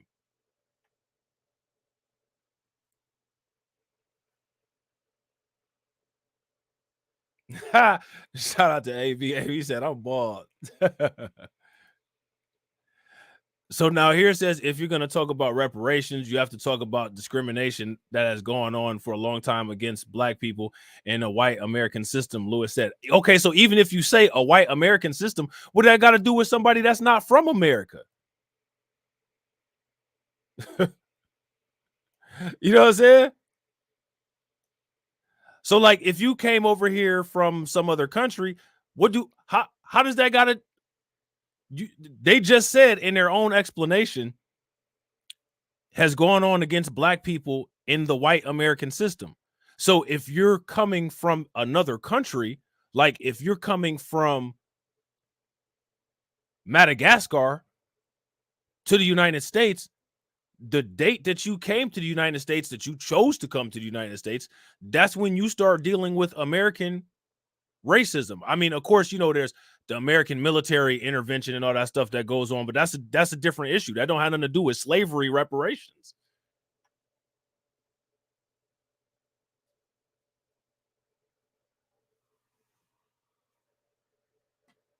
You know what I'm saying?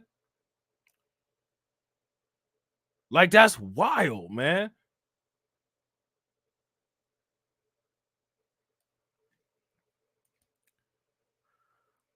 And the thing is that it's when we're talking about this, let me ask y'all this question. Isn't it specifically called, if it's specifically called slavery reparations, give me a thumbs up. If it's not specifically called slavery reparations, give me a thumbs down and let me know what it is.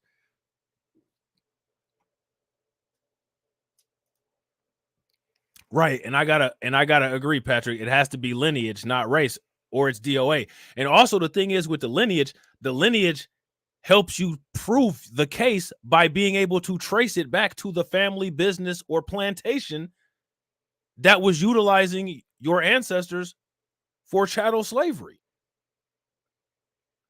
Now, you know, I'm joking about the hairline forensics, but that's actually the genealogy forensics that will lead you back to your receipt, the lineage.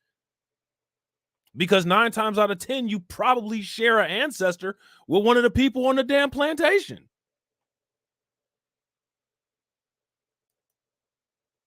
Which is how you got the last name, from either ownership or some Thomas Jefferson shit.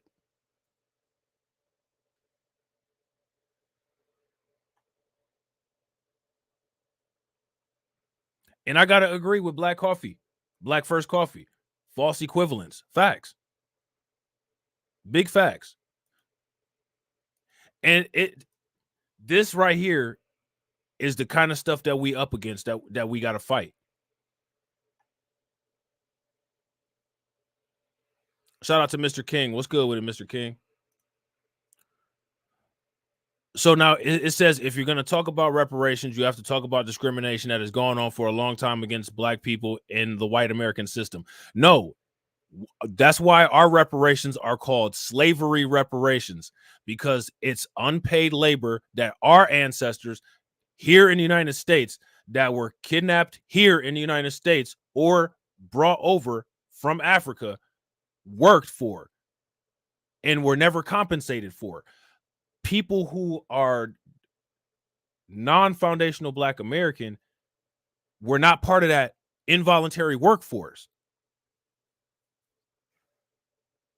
Like, it's not this difficult. You know what I'm saying?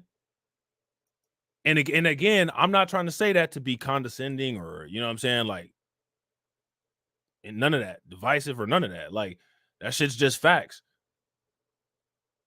You know what I'm saying? Like, if I went to Uganda and they hit another, you know what I'm saying, 10 tons of gold in a mountain or some shit in a neighborhood that I don't, you know what I'm saying, that I just happen to be staying in because I'm a tourist over there, I can't just be like, shit, give me some of that gold. Nah, I don't.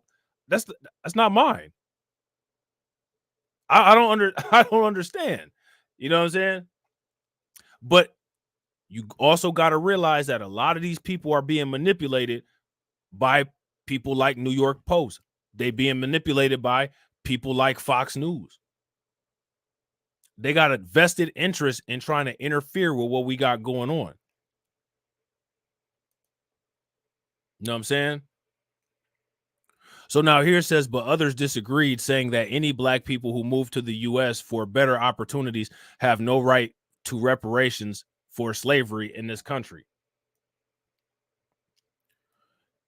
It was our choice to come here, said Mona Davids, a Black South African. So again, even the people that they got advocating for, you know, slavery descendants are not slavery descendants. Which, I mean, this Mona Davids person, she has a point and she's saying the right thing. But I mean, they couldn't find somebody that's a slavery descendant. I mean, there's plenty of us out there. You know what I'm saying?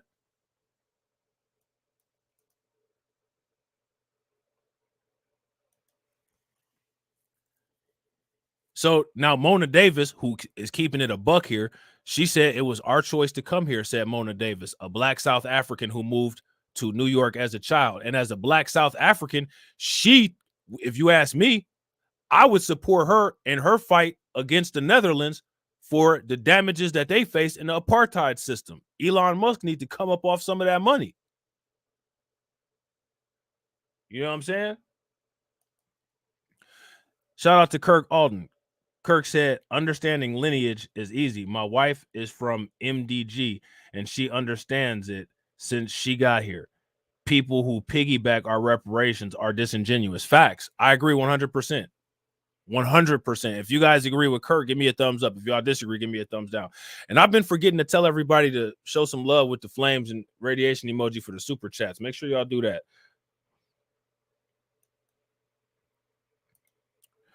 So now here it says Davids, who publishes Little Africa News, which serves that African community in the U.S., said reparations advocates should also go after the African countries where rulers rounded up and sold people to slave traders. Now, here go the thing.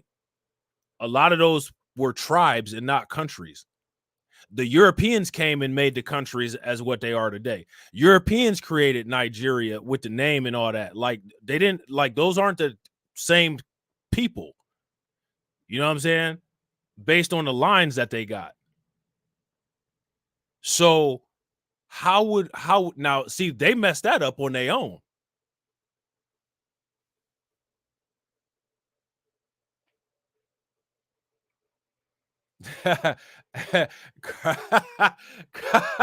Carlton ain't got no damn sense. Carlton said for a very long time, FBA have been so inclusive with everything, so people feel like they should be included in our reparations. So they just like, bro, man, coming in through the 5th floor and shit, huh? What's up, Mod? Got my reparations? Nah, we ain't got your reparations, bro, man. Bro, man.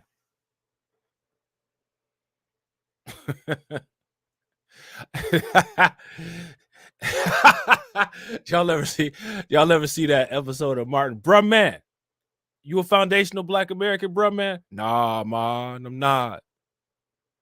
You know what I'm saying? Just came down here for my reparations.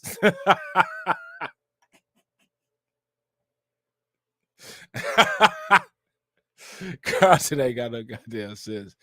So now, here's this. In many cases, it was Black Africans who sold slaves. Ghana is rich. Nigeria is rich, she said. Ghana's not rich and Nigeria is not rich. That's not true. There's no African country that's rich.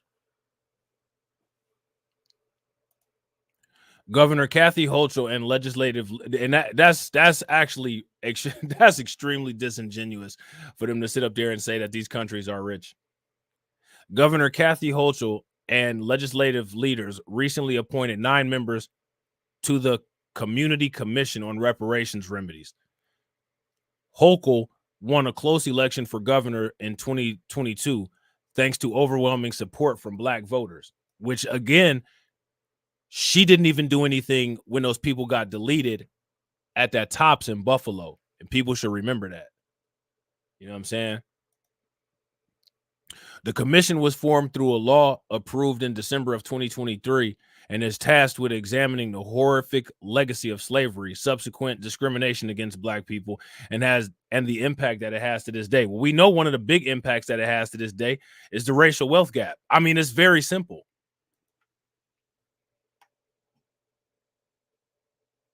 Yeah, exactly. That's exactly what I'm saying, Kip Dr. Facts. Modern Ghana and Nigeria didn't exist back then. Facts. The people that are in those places now are different groups of people. Assemblywoman, I think this is Michelle Solanges, a sponsor of the law to study reparations. So see, again, this is a law to study reparations, y'all. It's a study law.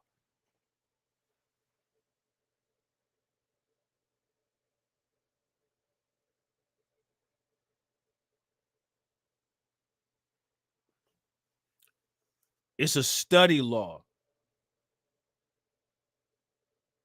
Yeah, and that's facts, Patrick. It's not also just slavery, but Jim Crow, convict leasing, and other anti-Black specific laws that the U.S. government put into place. Facts. Yeah, facts, John. We have too many scholars that have gone over this, such as William Darity from Here to Equality, Reparations for, and Shan D. Rochester that wrote The Black Tax. They just choose not to know. Yeah, facts. And then Dr. Claude Anderson and all the work that he did is very simple. And like I said, don't let me start messing around with it, because I'm going to add net present value and internal rate of return and really jack that amount of money up. Because I guarantee you, none of them put that on a interest compounding. You know what I'm saying? And that's not to take anything away from them. It's just different. You know what I'm saying? You got economists versus, somebody with a business background. You know what I'm saying? Different kinds of calculations. So now here it says, Solange said it is up to the commission to recommend who should be eligible for reparations, but she believes the California model is not the one New York should emulate. Now, why is that? And slave descendants say that they're owed $74 billion in reparations from St. Louis University. We have a different history than California. We're looking at harm-based reparations. Says who? So who said that they're looking at harm-based reparations?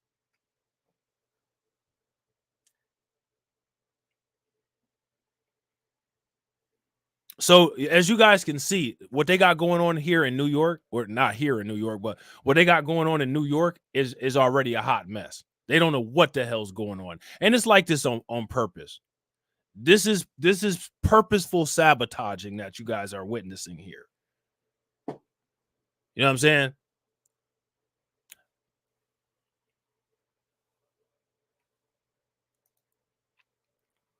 So now here it says the New York State records counted 21,193 enslaved people in the 1790 population. Slavery wasn't outlawed in New York until 1817, and some 4,600 enslaved people were freed when the law took full effect 10 years later, according to the New York Historical Society. Now, what's interesting about this is that this comes from Fox News, and on Fox News has literally said New York didn't even have slaves.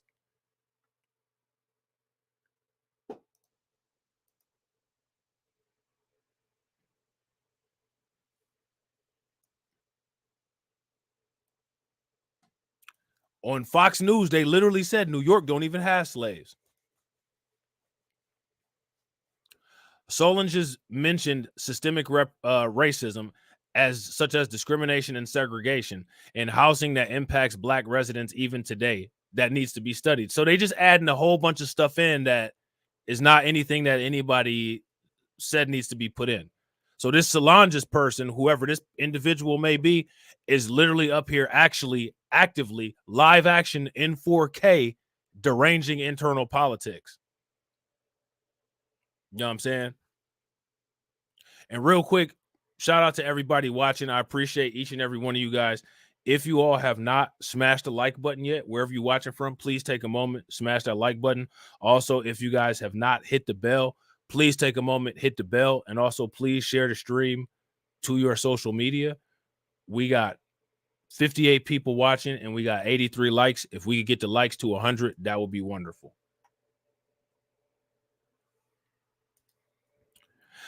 So then they just go on to talk about Governor Gavin Newsom, you know what I'm saying? And, yada, yada, yada. But people should be aware that this mess going on in New York City. Because another thing that they're going to do is one thing that they're going to try to do is they're going to try to say, well, see, even Black people can't get along and figure out who deserves these things. What do they expect us to do? What do they expect us to do? You already know what it's going to be. What do you expect us to do? They're gonna be sitting up there sounding like Skip Bayless. Well, what do you expect us to do? They can't even get along. They don't even know what the hell they're supposed to get. How do you expect us to know? You know what I'm saying? That Office Space bullshit.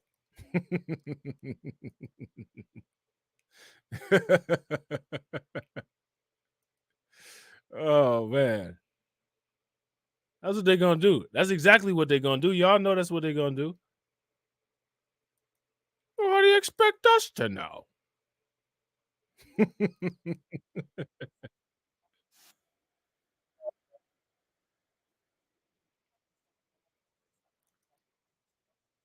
me get this out of here real quick. All right, my bad. Of course, it was Fox News that didn't want to cooperate. Shout out to Kirk with the $4.99 super chat. Make sure y'all show Kirk some love. Throw some flames, radiation emoji in the chat for Kirk. Kirk said, and look, you guys have sent so many super chats. What do you want me to do? You want me to read them all? What do you want me to do? According to the economist Thomas Kramer, reparations goes from 20 trillion to 6 quadrillion when adjusted for a modest 3% interest. And 3% is lower than prime.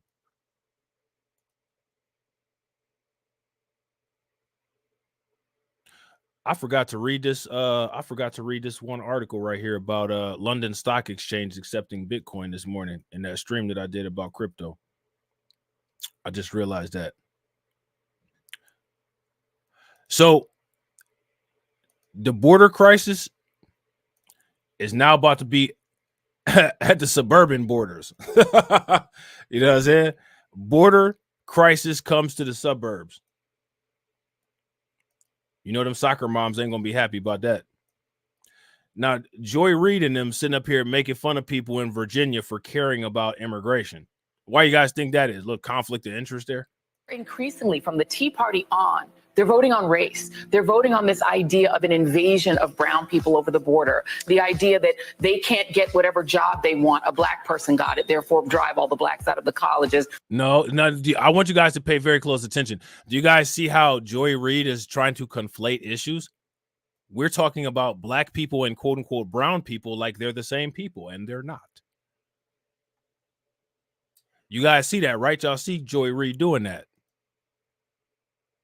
Increasingly, from the Tea Party on, they're voting on race. They're voting on this idea of an invasion of brown people over the border. The idea that they can't get whatever job they want. A black person got it, therefore drive all the blacks out of the colleges, get rid of DEI. That is what they're voting on. They're just voting specifically on racial animus at this stage. It isn't about economics. Which is why Trump killed the immigration bill. Correct. That's why. And because otherwise, he can't run against the other and brown people and people who don't look like him, like his supporters, his base of supporters coming across the border and scaring people and killing people or whatever he's threatening out there. I mean, if you look at some of these exit polls, I mean, I live in Virginia. Immigration was the number one issue. I mean, again, these could change in Virginia. Well, Virginia does have a border with West Virginia.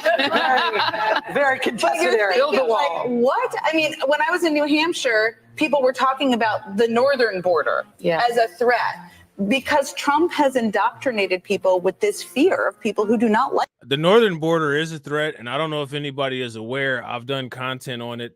There was a Romanian crime organization that came in through the northern border. They actually, if I'm not mistaken, they did a robbery on an individual that's a content creator. You know what I'm saying? Real quick, ladies and gentlemen, shout out to Black Spider. Make sure y'all show Black Spider some love. Throw some flames, radiation emoji in the chat for Black Spider with the $10 super sticker. Definitely appreciate it.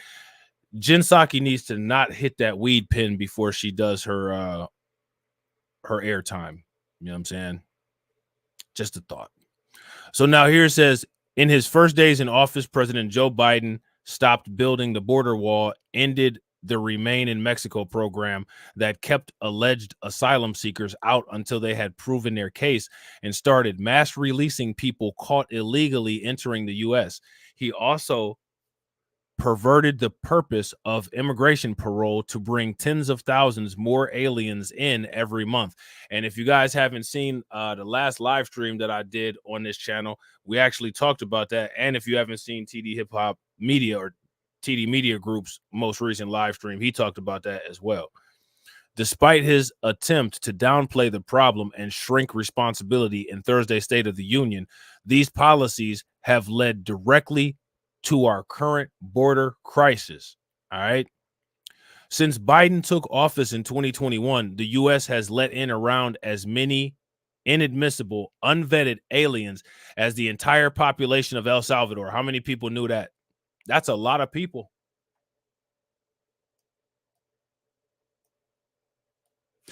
That's quite a few people, wouldn't you say?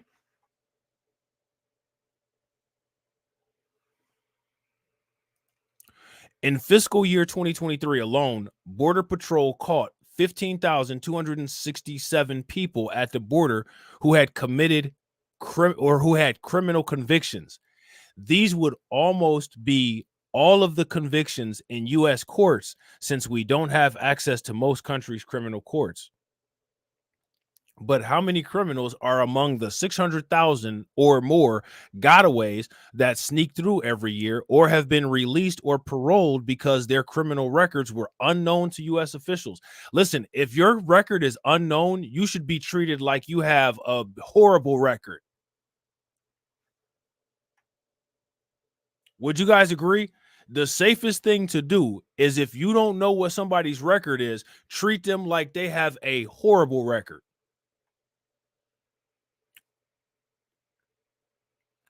That's the safest thing to do.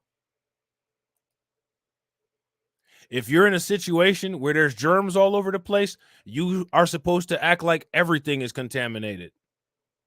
Which means that if you don't know if somebody coming into your country is contaminated with crimes, then you act like they are until you know otherwise. Conservatives have warned for years that Biden's open borders and mass releases would bring increased crime and cost American lives. We pointed to places like New York City, where corrupt progressive prosecutor Alan Bragg regularly releases illegal aliens from jail without bail, as he did to 8 young men accused of attacking police officers this January. We cited cities like Chicago, where just last month, police found a stash of over 500 fake identity cards when arresting a group of Mexicans that were hiring Venezuelan illegal immigrants to shoplift from stores on the Miracle Mile. How many people knew about that? I'm pretty sure I did a video on that. They did a press conference in that room in the Chicago. I think it was the sheriff did a press conference on it, and they had that bag on the table with all those IDs. Biden's immigration-driven crime wave is now arriving in America's suburbs and small towns with devastating results. The past 2 weeks made the consequences of unchecked open borders clear: crime, chaos, and death in the American heartland. Now, you know what that means when they say the American heartland. You know what I'm saying? Now, watch this, because we're about to get into this. The murder of nursing student Laken Riley, I'm hoping I'm pronouncing that right, in Athens, Georgia, by an illegal immigrant from Venezuela with outstanding charges, was one of the first stories to raise alarm in late February, but it's far from the only one. And if you guys don't know, I did a story, it's on this channel, about some illegal migrants, suspected illegal migrants, that deleted a 2-year-old. Okay. In Langley Park, Maryland, an illegal immigrant from El Salvador, already ordered deported by a judge. This is it right here, was charged with killing a toddler in a shootout. In Kenner, Louisiana, an illegal immigrant from Honduras, already wanted for raping a 14-year-old, was charged with puncturing a victim he was robbing. You just put it like that. So apparently, Biden apologized for calling the illegal alien who deleted this Laken Riley illegal. He apologized. There was a whole fiasco about it. And Marjorie Taylor Greene lost her mind, and Trump lost his mind. Let's check this out. Lincoln Riley, an innocent young woman who was killed by an illegal. That's right. But how many of thousands of people being killed by illegals? To her parents, I say, my heart goes out to you, having lost children myself. I understand. Now, you should have said undocumented, but it's not a big thing, okay? What's the big thing about it? I went. Now, you see Nancy Pelosi? He should have said undocumented. Actually was in. Isn't being undocumented and illegally entering the United States illegal? Oh, he didn't say her name right. He called her Lincoln. I'm going to ask about that. I was just going to ask more about the moment, but you do think that he should have said undocumented? That wasn't going to be my question. Well, we usually say undocumented. He said illegal. I don't think it's a big deal. Okay. I don't think it's a big deal. But more broadly, because I think she said it's not a big deal, but she keeps talking about it. The news anchor is trying to get through and talk about something else, and Nancy Pelosi keeps bringing it up.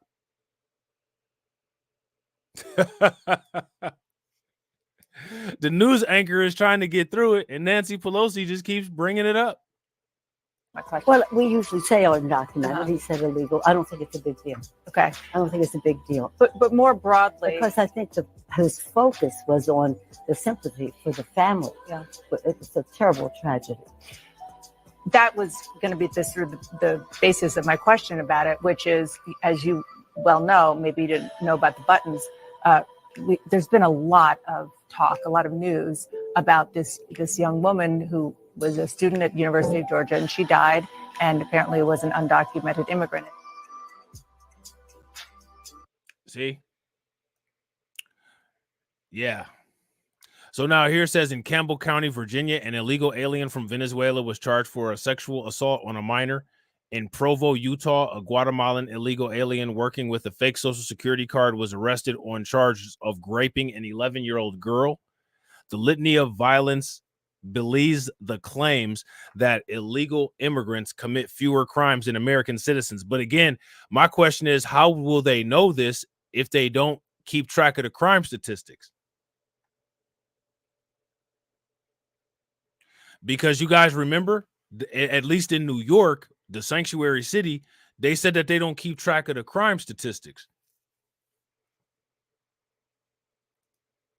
But even if that were true, and studies from England, Germany, European Union, France, Sweden, and even South Korea suggest that it's not, it wouldn't change a thing, because every single crime committed by an illegal immigrant is totally preventable.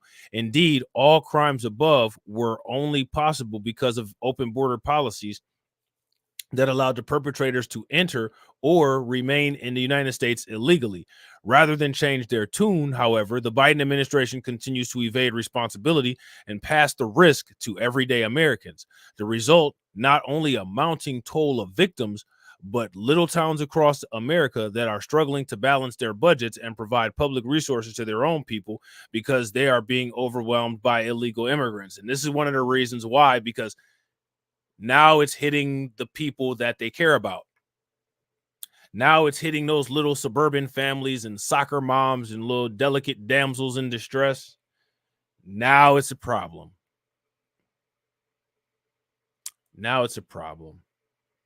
It doesn't have to be this way. The Biden administration has the power to immediately alleviate the crisis, which he both caused and exacerbated, and put a stop to preventable migrant crime.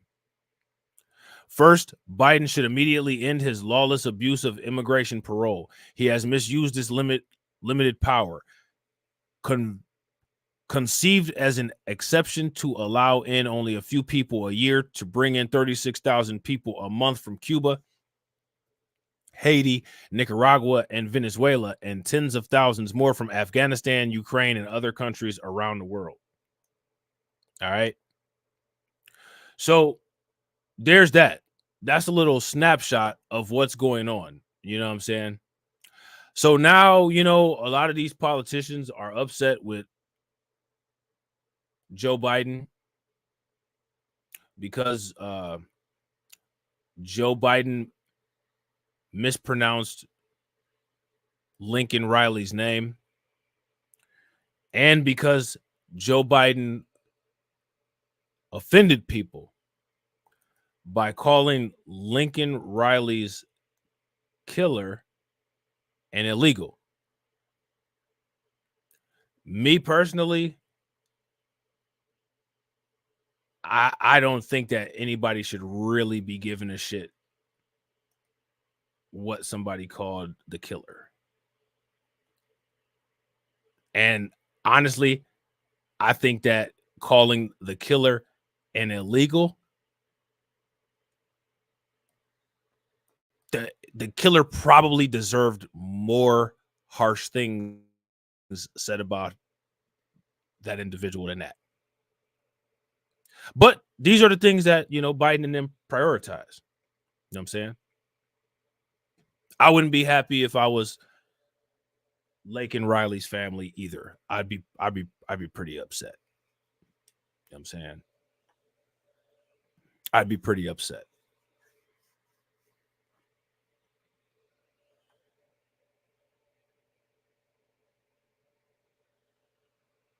I wouldn't have anything nice to say to Joe Biden. Matter of fact, it will probably, if I lost one of my children as a result of an illegal or of anybody at all, but specifically dealing with Joe Biden as a result of an illegal migrant, yeah, I don't need to be nowhere near him.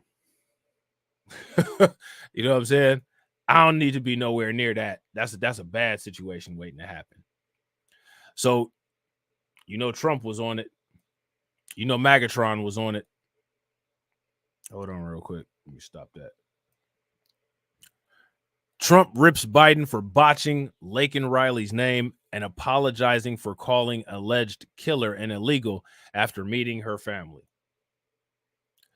Donald Trump tore into President Biden for botching slain Georgia nursing student Laken Riley's name during the State of the Union address, and then later apologizing for describing her alleged migrant killer as illegal.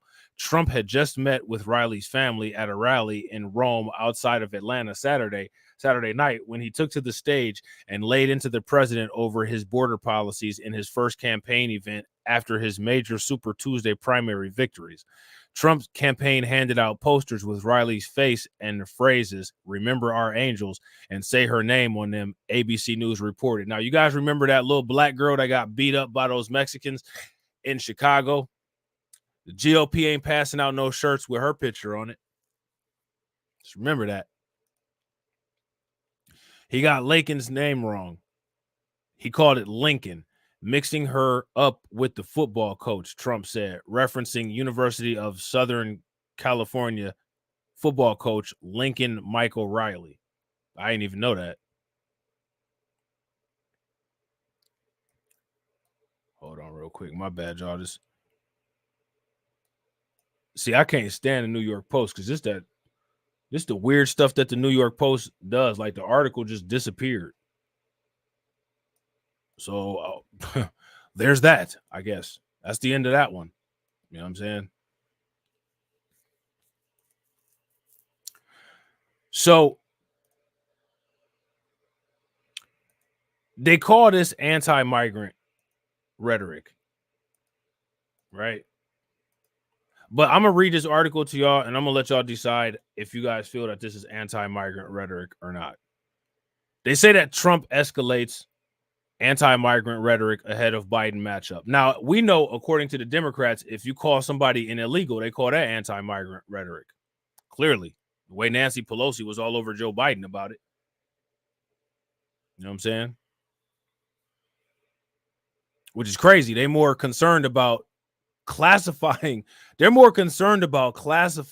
this killer with the correct immigration status instead of the fact that he needs to be addressed because he's a killer. If that's not a perfect example of how just out of touch with reality the Democrats are and how unqualified they are for anything at all, I don't know what is. I really don't. Let me ask you guys this question. What do you guys think that they're qualified for? I'll tell you what they're qualified for. One thing that I think that the Democrats are qualified for is anything outside of Washington, D.C. in 2024. Whatever they're doing in 2024, it shouldn't be in the White House. It shouldn't be in the Capitol building. It shouldn't be on Pennsylvania Avenue. You know what I'm saying? It shouldn't be none of that.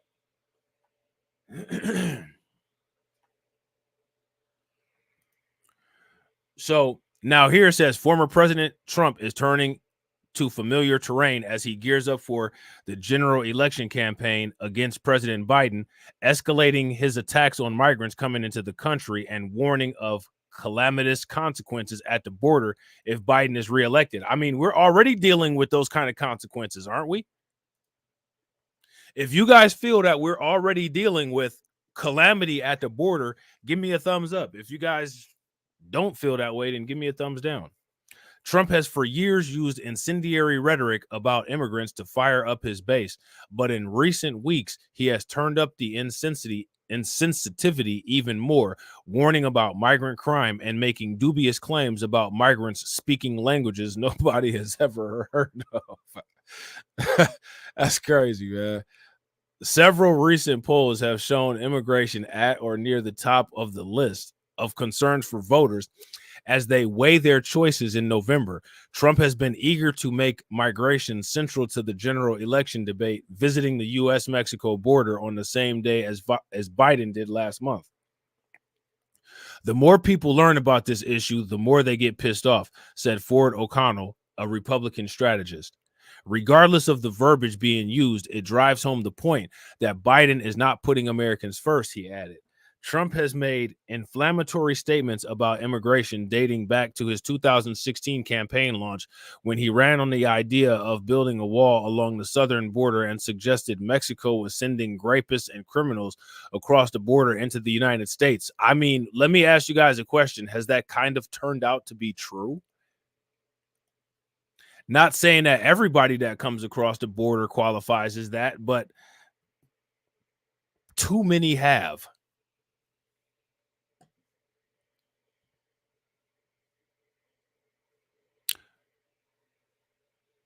You know what I'm saying?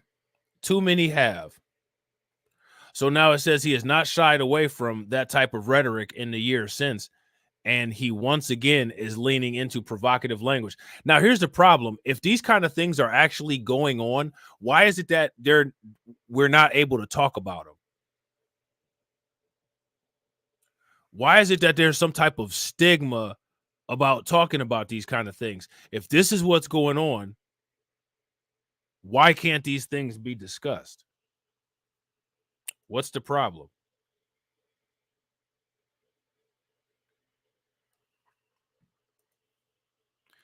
It seems like the Democrats have a big issue with discussing things that make people who they may want to use as political pawns look bad.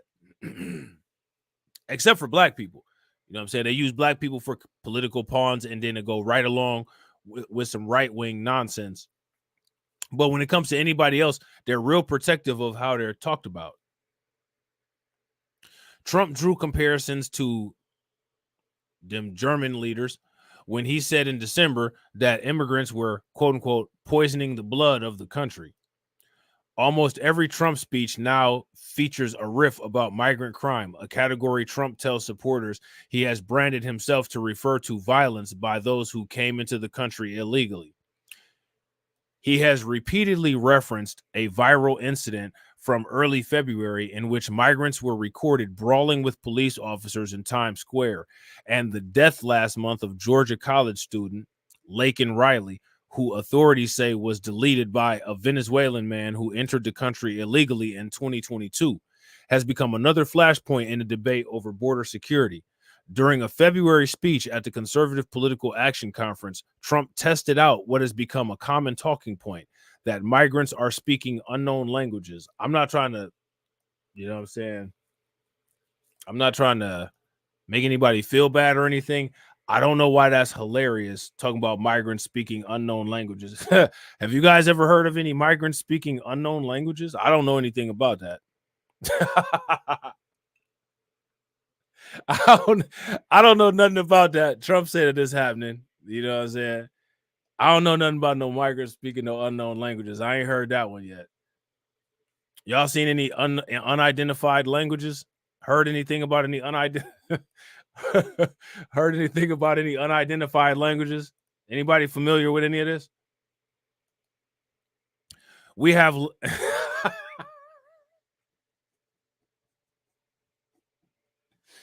we have languages coming into our country. We don't have one instructor.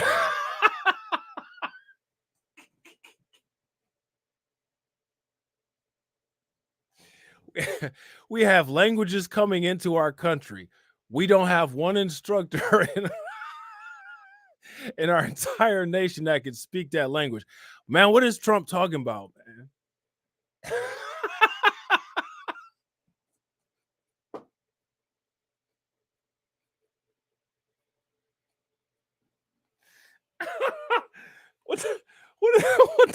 What the hell is Trump talking about?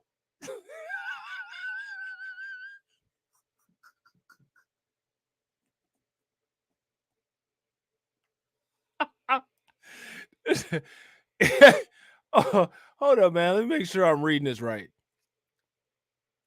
During a February speech at the Conservative Political Action Conference, Trump tested out what has become a common talking point, that that migrants are speaking unknown languages. He gonna say we can't even hire these people at customer service. He said we have languages coming in. We have languages coming into our country. We don't have one instructor in our entire nation that can speak that language.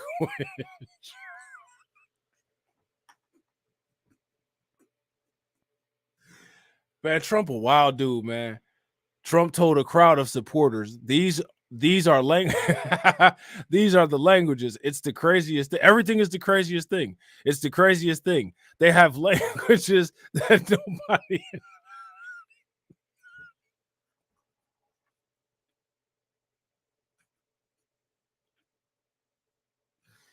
He said it's the craziest thing. They have languages that nobody in this country has ever heard of.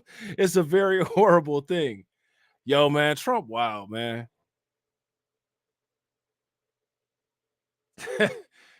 Trump, wow, man. It's a very horrible thing. When asked about the comments, Trump campaign spokesperson Stephen Cheung told NBC News that the former president's point was there are migrants invading the countries that we know nothing about. They don't have shit to do with you saying it's some secret ass language. Trump routinely claims that there are millions of migrants coming into the U.S. from jails, prisons, and mental institutions.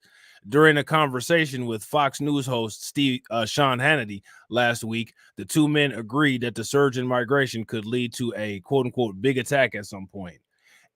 At a North Carolina rally ahead of Super Tuesday, Trump said Biden's border policies amounted to a conspiracy to overthrow the United States of America. During a conversation with the Right Side Broadcasting before Tuesday's primary, Trump went so far as to claim without evidence that the surge in migration has overrun New York City to the point that there's no more little leagues, there's no more sports, there's no more life in New York and so many of these cities. I thought this fool was about to sit up here and say that the migrants trying to have an insurrection. I was about to really start dying laughing then, like, yo, man, we hit 2024. A website for Little League Baseball in New York City indicates registration for the spring is underway. That's wild. A New York City Education Department spokesperson told Chalkbeat that Trump's assertions that students in the city have been displaced by migrants was also false. The Biden campaign has been sharply critical of Trump's rhetoric and policy proposals on immigration, which include mass deportation led by local police. A Biden campaign spokesperson called Trump's proposals, quote unquote, racist and un-American and ineffective. It's cheap politics as usual at a time when the American people demand action from their elected officials. Well, the only problem is that it seems like the action that most Americans are demanding is in support with what Trump is saying. Would you guys agree? Because Biden is not doing the actions that are popular with most Americans. Most Americans are not happy with open borders, even the people that voted for sanctuary cities.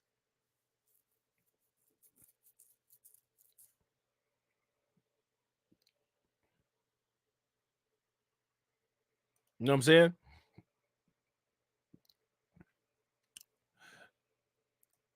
So I don't think we need to read the rest of that because this stream is running kind of long and I didn't want y'all to be sitting here that damn long.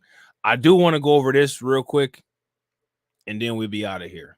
All right. So real quick, y'all, if you guys haven't smashed that like button, please take a moment, smash that like button. If you guys have not shared the stream, please take a moment, share the stream. If you're not subscribed to the channel, wherever you watch it from, make sure that you subscribe so that you can get notifications and come check us out with some more content. You know what I'm saying? Shout out to B1 First. What's good with it, bro? So now here it says U.S. judge rejects GOP lawsuit that tried to stop Biden from paroling in migrants. What does this mean? That's not a good thing. What that basically means is that they can continue to use that abuse. They can continue to abuse that parole definition and continue to keep flying them people in. That's what that means. Shout out to Kirk. Make sure y'all show Kirk some love. Kirk been holding it down on the stream. Make sure y'all show him some love. Throw some flames, radiation emoji in the chat for Kirk. Definitely appreciate you, bro. Kirk said, remember that one guy who fought the cops in Chicago and claimed he only had a 5th grade IQ in court. He spoke some rare tribal language. Yeah, I do remember that down in Florida. Yeah, I remember that. That's facts. I forgot all about that.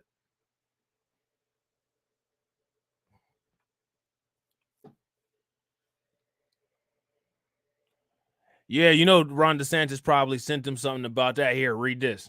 You know what I'm saying? So this isn't a good thing right here. The Biden administration won a major legal victory Friday in its effort to reduce illegal immigration at the southern border. Now, how does this reduce illegal immigration? I didn't even know that Biden administration was fighting a I didn't know that they were fighting a battle to reduce illegal immigration. The Biden administration, here's how the Biden administration is fighting a battle against illegal immigration.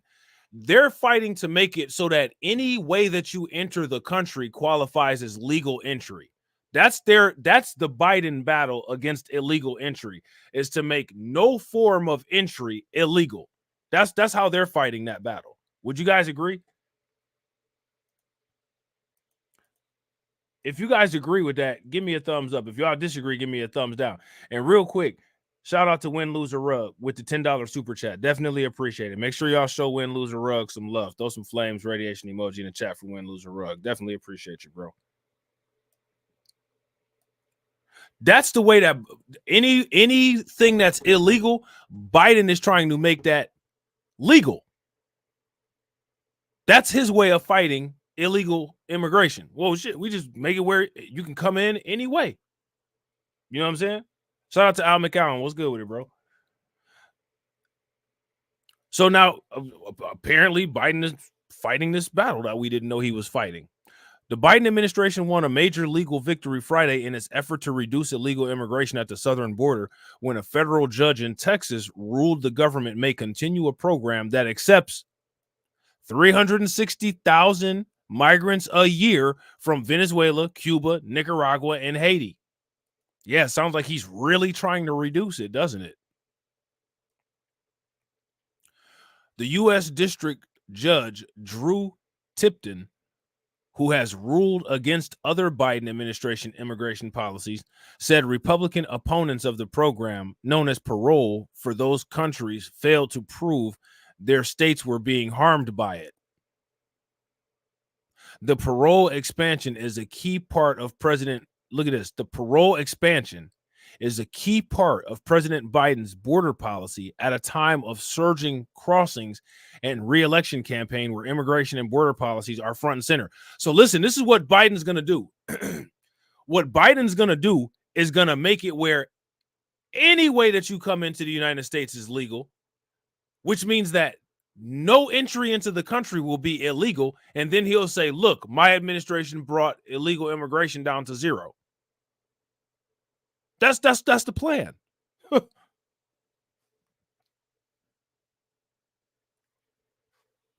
That's the plan.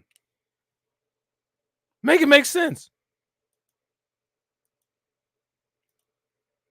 The court finds that plaintiffs have not proven that Texas has suffered an injury and therefore does not have standing to maintain this suit.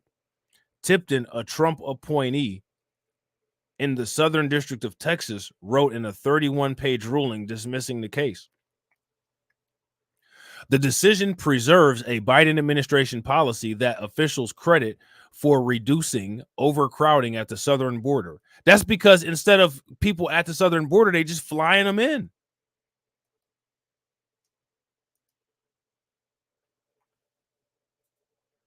Look, I want y'all to pay attention. This is how Joe Biden will be handling these migrant issues the next 4 years if he's elected. Let me ask you guys this. Is this an effective way to handle this? Does this really make a lot of sense? I don't think it does.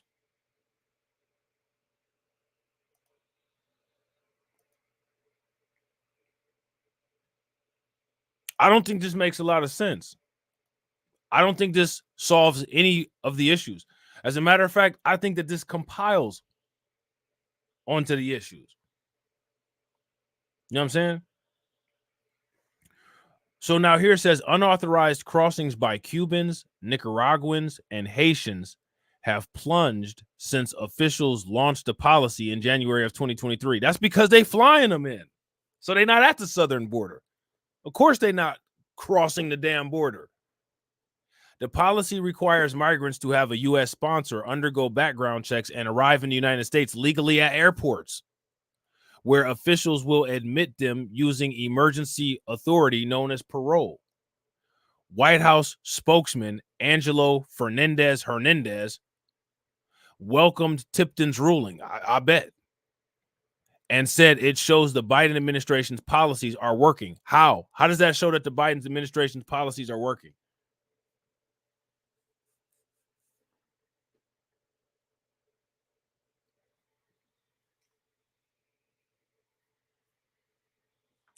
How does this show that the Biden administration's policies are working? Biden is quantitatively easing is what he's doing.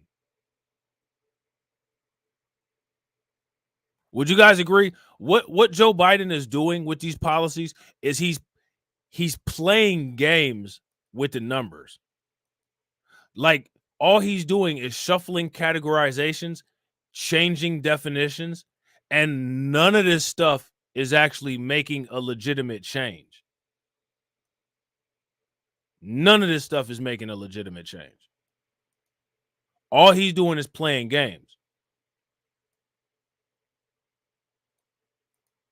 And then he's going to show these artificial numbers that he comes up with and say, this is what my administration did. This is the same stuff that he did with the economy. Oh, look at how low I got the economy. You also had it at a 40-year high.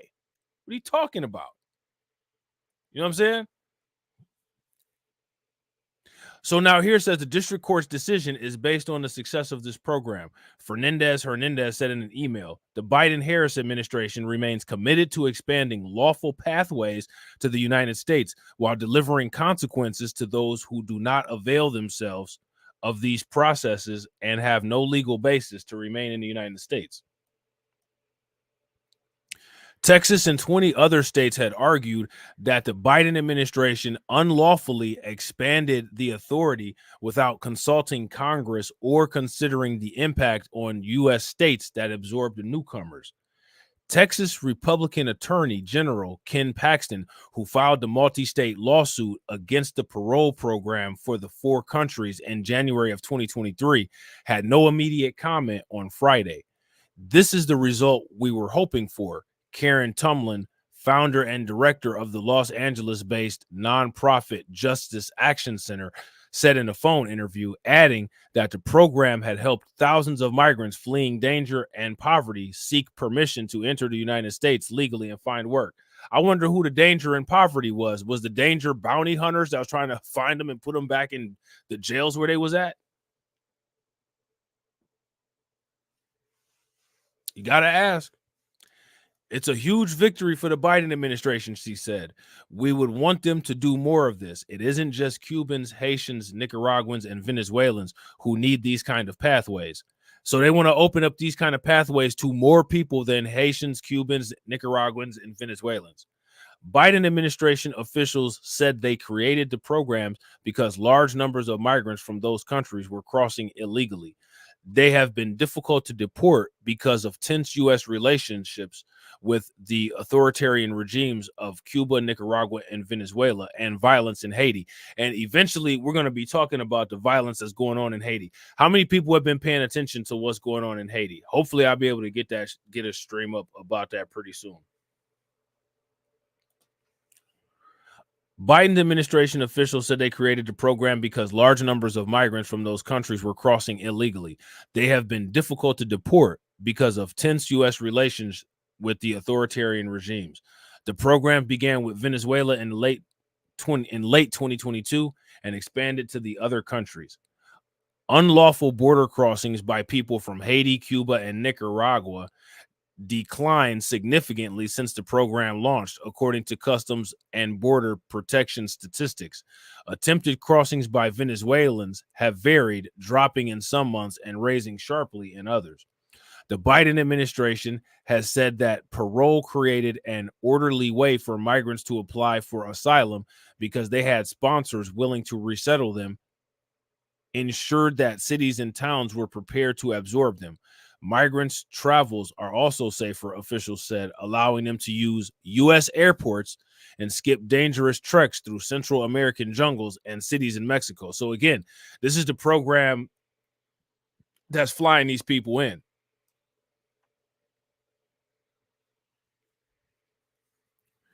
This is the program that's flying these people in. After arriving in the United States, migrants may apply for 2-year work permits and asylum or another immigration status, such as permanent residency through an immediate relative. Biden administration officials say migrants still could be deported if they are ineligible to stay permanently. In contrast, migrants who surrender on the U.S.-Mexico border may be held in crowded Border Patrol jails, then released to shelters in cities such as Chicago and New York that have been straining to keep up with the newcomers. During a bench trial before Tipton in August, Texas officials argued that the border state has a special interest in protecting its budget and ensuring that federal immigration officials enforce the law. Among the financial burdens Texas suffered, they argued, were the state's cost in issuing driver's license and providing health care and education. The state argued that the parole program would increase the number of migrants in the state and therefore increase the state's costs. But Tipton said the data during the trial showed that arrivals crossing from the 4 groups declined, costing Texas less money. Should Texas show the state is harmed by the program in the future, he signaled in the lawsuit a different decision could follow. Justice Department's lawyers had defended the federal parole authority during the trial, noting that it existed since the late 1950s to admit foreign nationals quickly. So how many people knew this? That this program here, this has been in play since the 1950s. If you guys knew about that, give me a thumbs up. If y'all didn't know, give me a thumbs down. They said that the program is a rational solution that should help the border states such as Texas by reducing the number of new border crossers. Tipton has blocked Biden administration policies before. The judge stopped Biden's 100-day pause on deportations shortly after the president took office. In August of 2021, Tipton halted a Biden administration policy that sought to spare millions of undocumented immigrants in the United States from being deported. The Supreme Court rejected his argument and reinstated the policy in June, saying the administration had the right to set its own enforcement priorities, which is interesting because what are they enforcing? Let me ask you guys this. What is the Biden administration enforcing at the border? What are they doing down there? Anybody know? In a separate decision on Friday, Tipton temporarily blocked the Biden administration from halting construction along the wall, along the U.S.-Mexico border, and redirecting the money to environmental remediation and other purposes. Texas, Missouri, the Texas General Land Office has sued, arguing that Congress had authorized border wall construction and that Biden was required to carry it out. Tipton stayed his order for 7 days so the government could appeal, but the Justice Department had no immediate comment on his ruling on Friday. Paxton cheered the ruling in a news release. All right. So that's what we got. And ladies and gentlemen, those are the reasons why I feel that Trump and Biden both have empty boxes for you guys. Now, I'm not going to read this one, but I'm just about to show y'all this headline real quick. Migrant drownings in Pacific Ocean soared after border wall expansion. Well, that might be telling you something. What do you guys think that might be telling people? I don't know. Stop. Possibly. Ladies and gentlemen, I appreciate each and every one of you guys. I'm going to shout out everybody that contributed to the stream. Make sure y'all throw some radiation emoji and some flames in the chat. Shout out to DSB for the 5 months of membership support. Shout out to Patrick for the $1.99 super chat. Shout out to Hurricane IQ for the $1.99 super chat. Shout out to Kirk with the $4.99 super chat. Shout out to Patrick with the $1.99 super chat. Shout out to Kirk with the $4.99. Shout out to Kirk again with the $4.99. Shout out to Black Spider with the $10. Shout out to Kirk again with the $4.99. Definitely appreciate you, bro. And shout out to my man Win Loser Rug with the $9.99 super chat. Make sure y'all show them some love, because as y'all know, without the stream sponsors, without the green team, it makes it a lot more difficult. So shout out to y'all for holding it down. Shout out to y'all for coming through. Shout out to y'all for checking out all 3 hours of the stream. Shout out to the replay gang. Hashtag replay gang. If you're not subscribed to all my channels, if you're not subscribed to the social media, take a moment to do so. And as always, ladies and gentlemen,